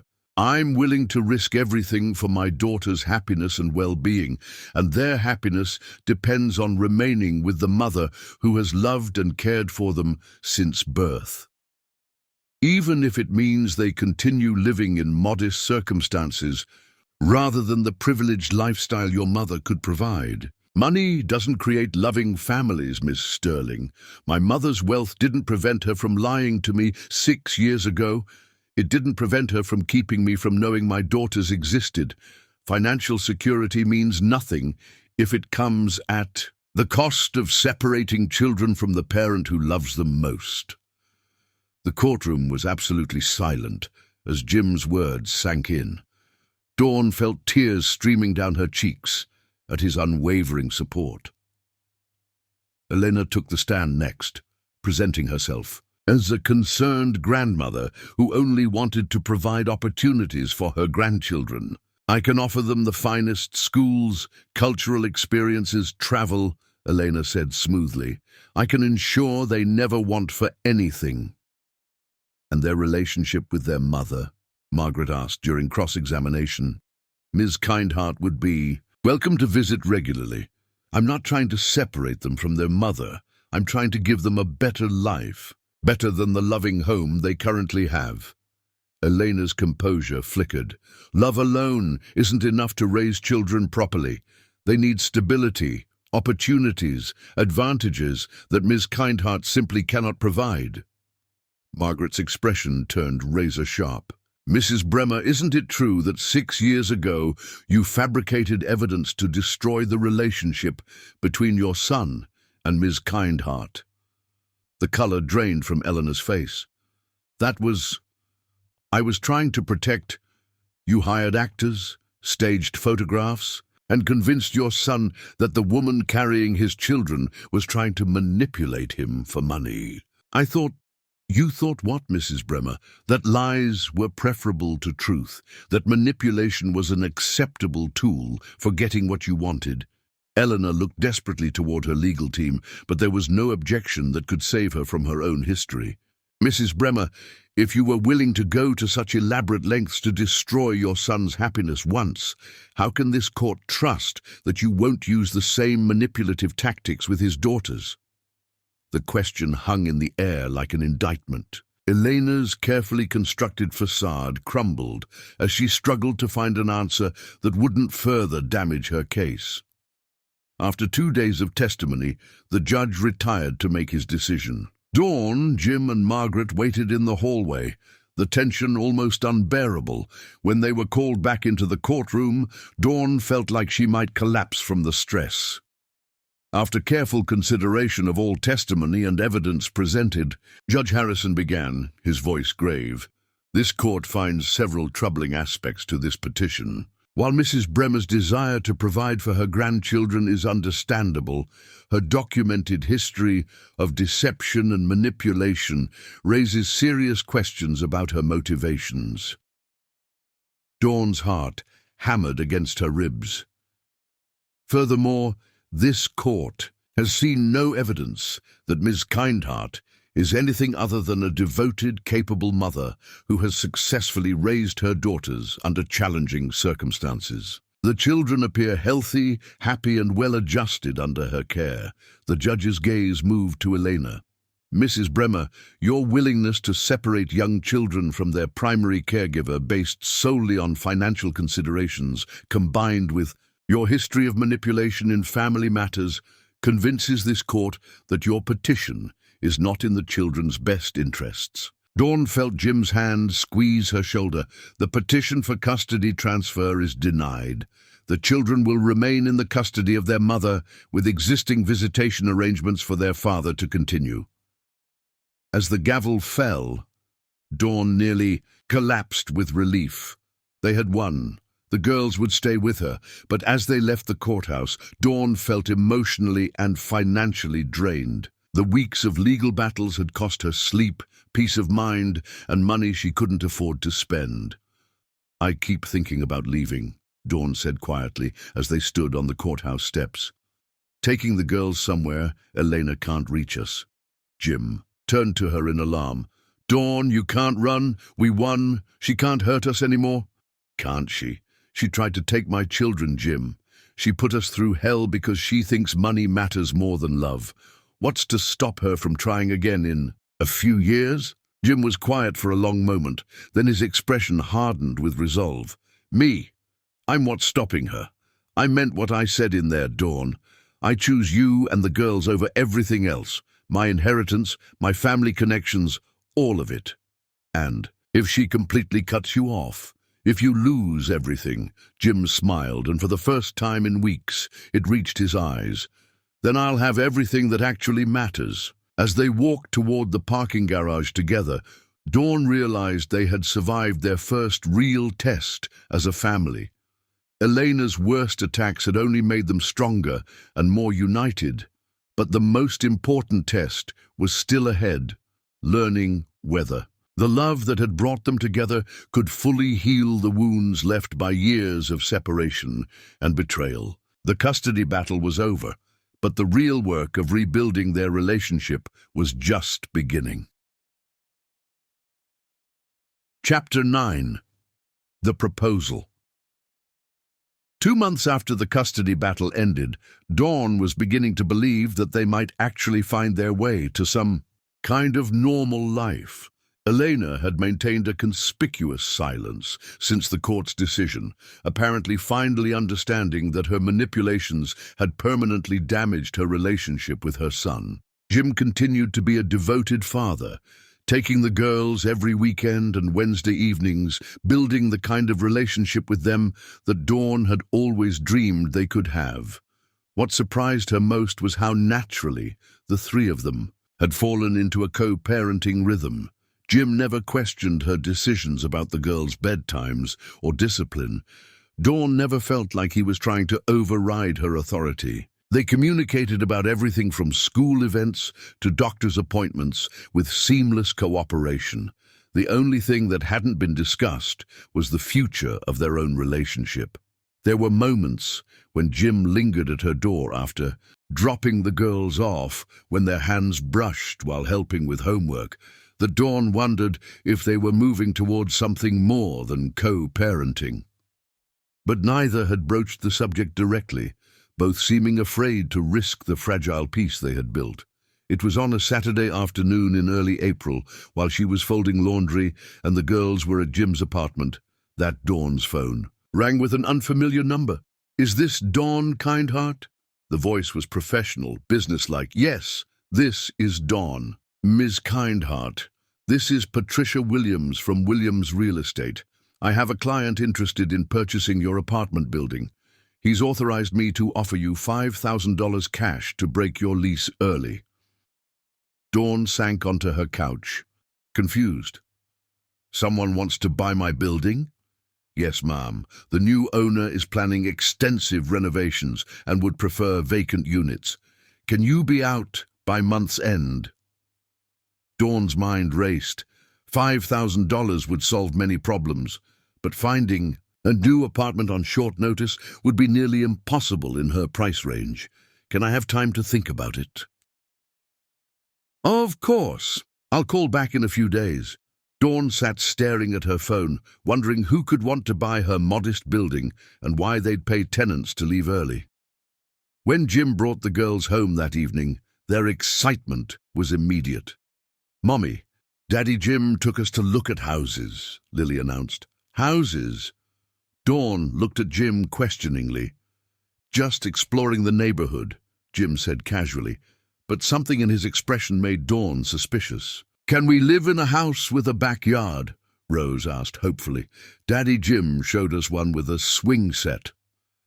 After the girls went to wash hands for dinner, Dawn turned to Jim. "What's this about looking at houses?" "I've been thinking about buying something in the neighborhood for when the girls stay with me." Something in his tone made Dawn even more suspicious. "Jim, what's going on?" "What do you mean?" "I got a strange call today. Someone wants to buy this building and is offering cash settlements to get tenants to move out early." Jim's expression didn't change, but Dawn saw something flicker in his eyes. "Jim." Her voice was dangerously quiet. "Please tell me you didn't buy my apartment building." "Okay, I won't tell you that." "Jim!" Dawn felt anger and panic surge. "You can't just buy the building I live in. You can't manipulate my living situation." "I'm not manipulating anything," Jim said quickly. "I made an investment in a property with good potential." "Coincidence? Really?" Jim ran his hands through his hair. "Okay, fine. It wasn't coincidence, but hear me out." Dawn crossed her arms. "Waiting. Your building is falling apart, Dawn. The heating system is ancient, the plumbing needs work, and the neighborhood statistics during the custody battle were concerning. You and the girls deserve better. That's not your decision to make." "You're right. But I thought if I owned the building, I could renovate your apartment specifically for you and the girls. Give you security of never worrying about rent increases or eviction." Dawn stared at him, overwhelmed by frustration and gratitude. "Jim, I can't be your charity case. It's not charity, it's me trying to take care of my family." The word family hung between them, loaded with unspoken meaning.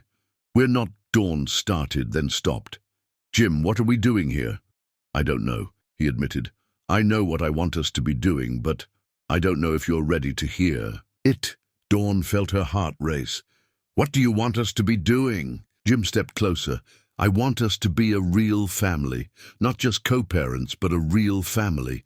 I want to come home to you and the girls every night. I want to help with homework and bedtime stories. I want to wake up next to you every morning for the rest of my life." Dawn's breath caught. "Jim, I know I have no right to ask. I know I hurt you badly, and trust doesn't just reappear. But Dawn, I love you. I never stopped loving you, even when I was confused and convinced you had betrayed me, and I think you might still love me too." Dawn felt tears welling up. "Of course I still love you. But love wasn't enough before, was it?" "My insecurity was stronger than our love," Jim corrected. "My fear that someone like you couldn't really want someone like me." But I'm not that insecure. Young man anymore, Dawn. I know who I am now, and I know what matters. You matter. The girls matter. Everything else is just noise. And your mother? Your inheritance? Jim's expression hardened. I choose you over all of that. I've already spoken to lawyers about setting up education trusts for the girls from my own savings. As for my inheritance, Elena can leave it to charity. I don't want anything with strings attached. You'd really give up everything for us? I already gave up everything 6 years ago when I believed my mother's lies. I won't make that mistake again. They stood looking at each other, the weight of their shared history heavy between them. So what happens now? Dawn asked softly. Now, I ask you to take a leap of faith with me, Jim said. Trust that we can build something better than what we had before. And if I say yes, Jim smiled, then I ask you to come somewhere with me.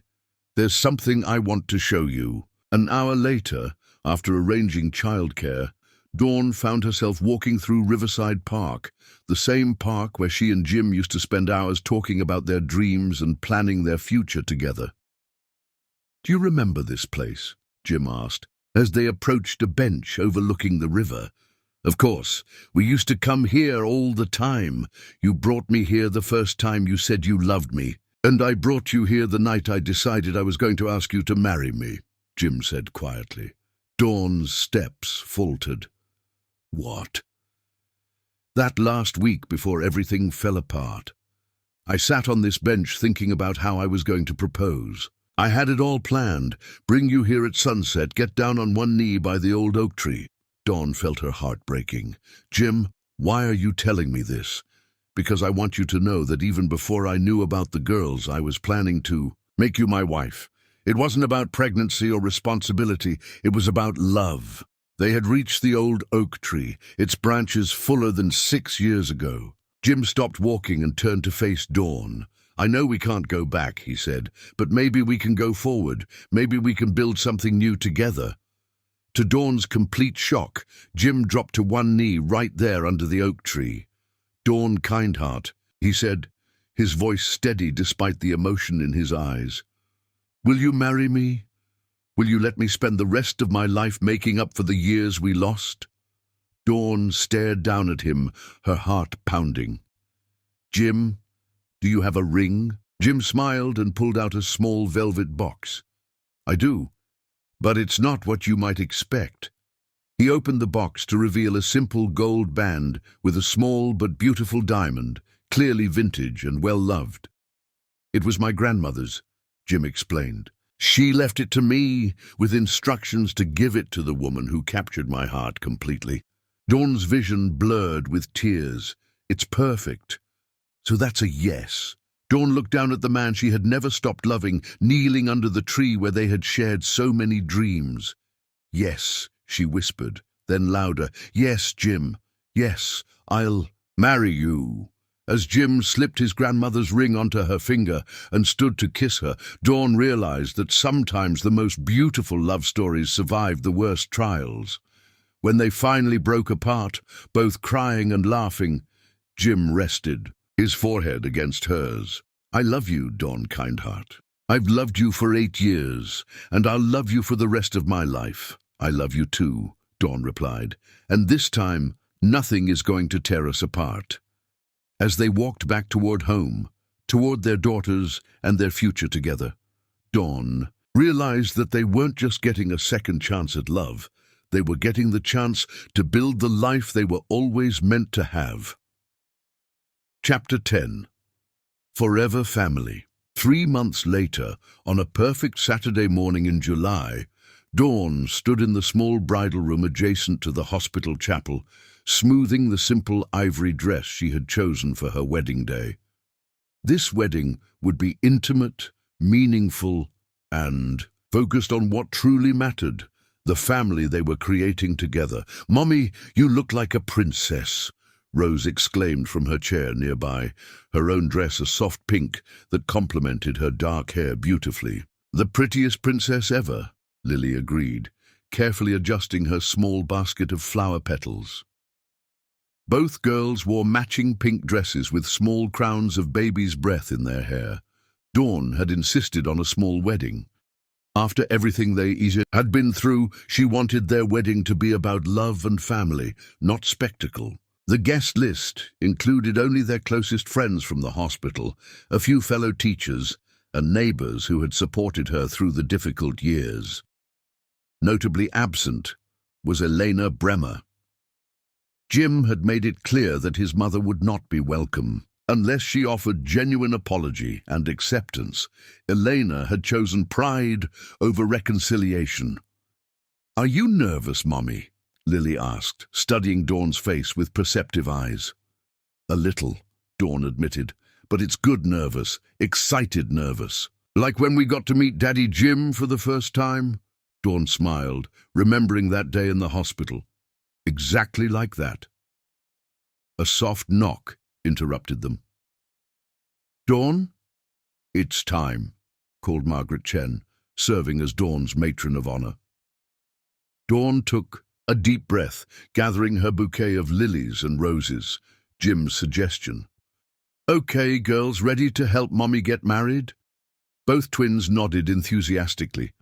The hospital chapel was small but beautiful, with stained glass windows casting colorful patterns across the wooden pews. Dawn had worried that holding their wedding in a hospital might seem unromantic, but as she stood looking toward the altar where Jim waited, she realized it was perfect.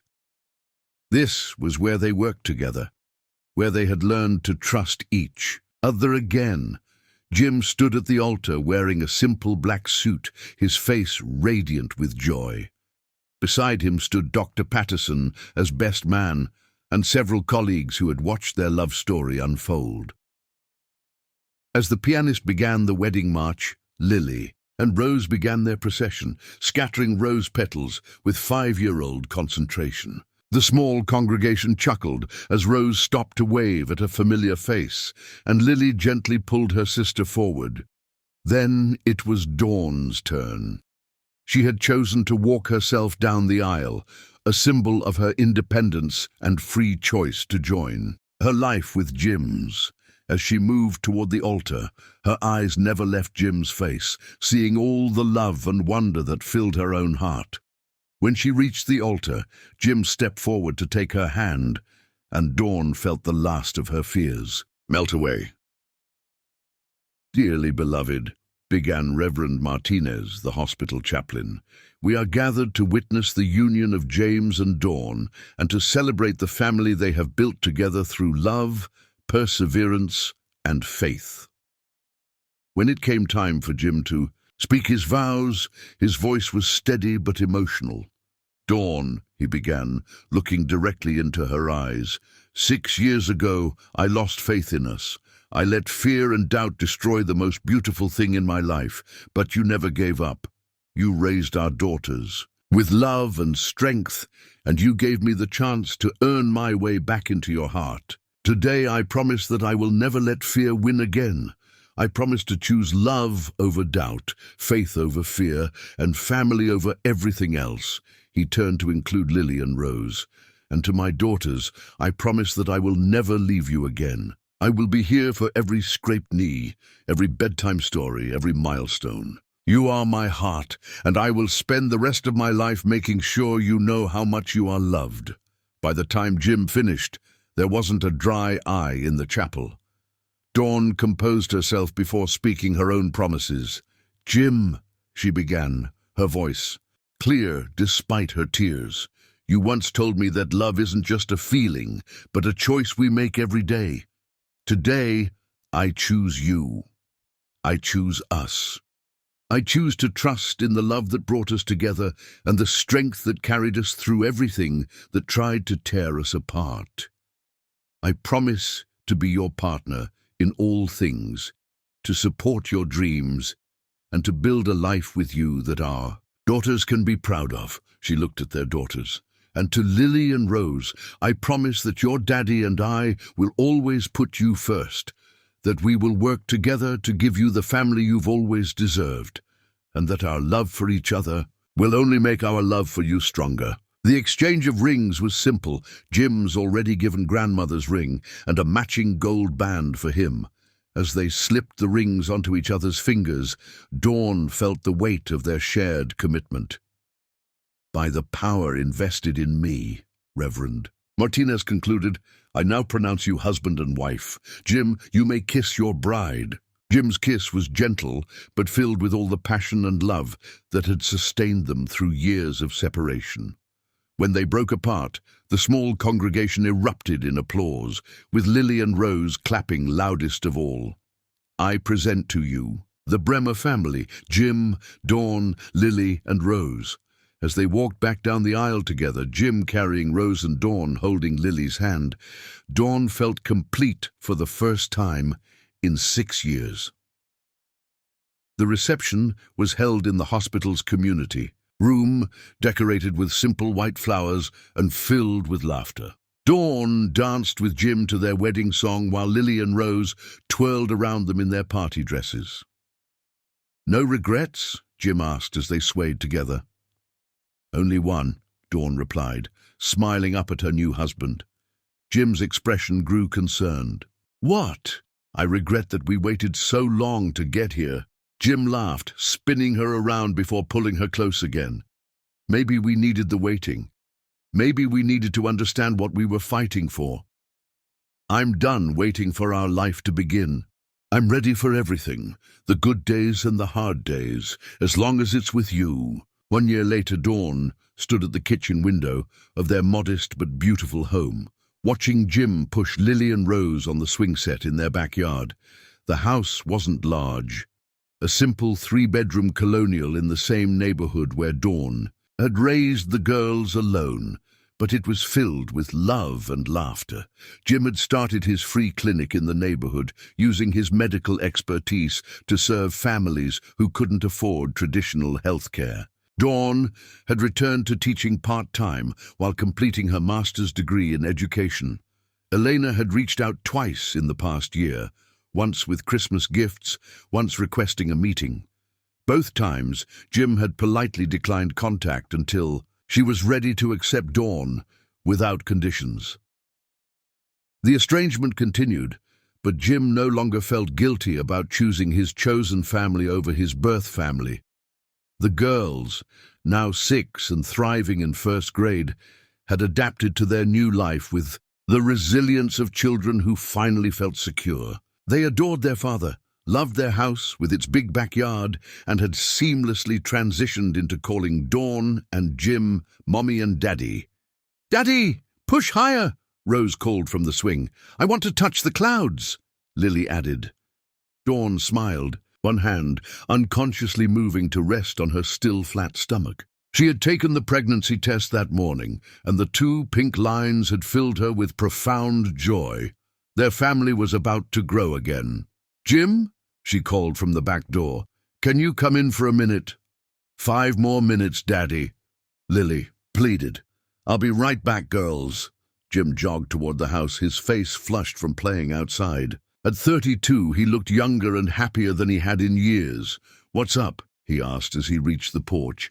"I have something to tell you," she said softly. Something in her tone made Jim's expression grow attentive. "Good something or bad?" "Something. Good something. Very good something." Jim stepped closer. "Dawn, what is it?" Dawn reached into her pocket and pulled out the pregnancy test, holding it out to him without a word. Jim stared at the test for a long moment. When understanding dawned, his face went through shock, wonder, and finally pure joy. "You're pregnant," he whispered. Dawn nodded, tears of happiness spilling down her cheeks. "We're going to have another baby." Jim dropped the test and swept Dawn into his arms, spinning her around while she laughed and cried. "Another baby," he kept repeating. "We're going to have another baby." "Are you happy?" Dawn asked. "Happy?" "Dawn, I'm beyond happy. I don't even have words. The girls are going to be so excited to be big sisters. They're going to be amazing big sisters, just like their mother is an amazing mother." From the backyard, they could hear Lily and Rose still playing, their voices carrying on the warm evening air. "Can you believe this is our life?" Dawn asked, leaning into Jim's embrace. Sometimes I have to pinch myself, Jim admitted. After all those years of thinking I had lost you forever, sometimes I can't believe we made it here. We didn't just make it here, Dawn corrected. We built this, Jim. We chose this. We fought for this. This isn't luck. This is love winning. Jim kissed her then, soft and sweet and full of promise. When they broke apart, he rested his forehead against hers. I love you, Mrs. Bremer, he whispered. I love you too, Dr. Bremer, she replied, forever and always. As the sun began to set, painting the sky in shades of pink and gold, Dawn and Jim stood together on their porch, watching their daughters play and dreaming about the baby who would join their family. They had traveled a long, difficult road to reach this moment of perfect happiness, but every struggle had been worth it. As Lily and Rose ran toward the house, ready for dinner and bedtime stories, Dawn realized that this was exactly the life she had dreamed of all those years ago. It had taken longer than expected, and it hadn't come easily, but it had come perfectly, at exactly the right time, with exactly the right people. Some love stories end with a wedding, but the best love stories, Dawn thought as she watched her, husbands scoop up their giggling daughters, end with a family that chooses each other every single day forever.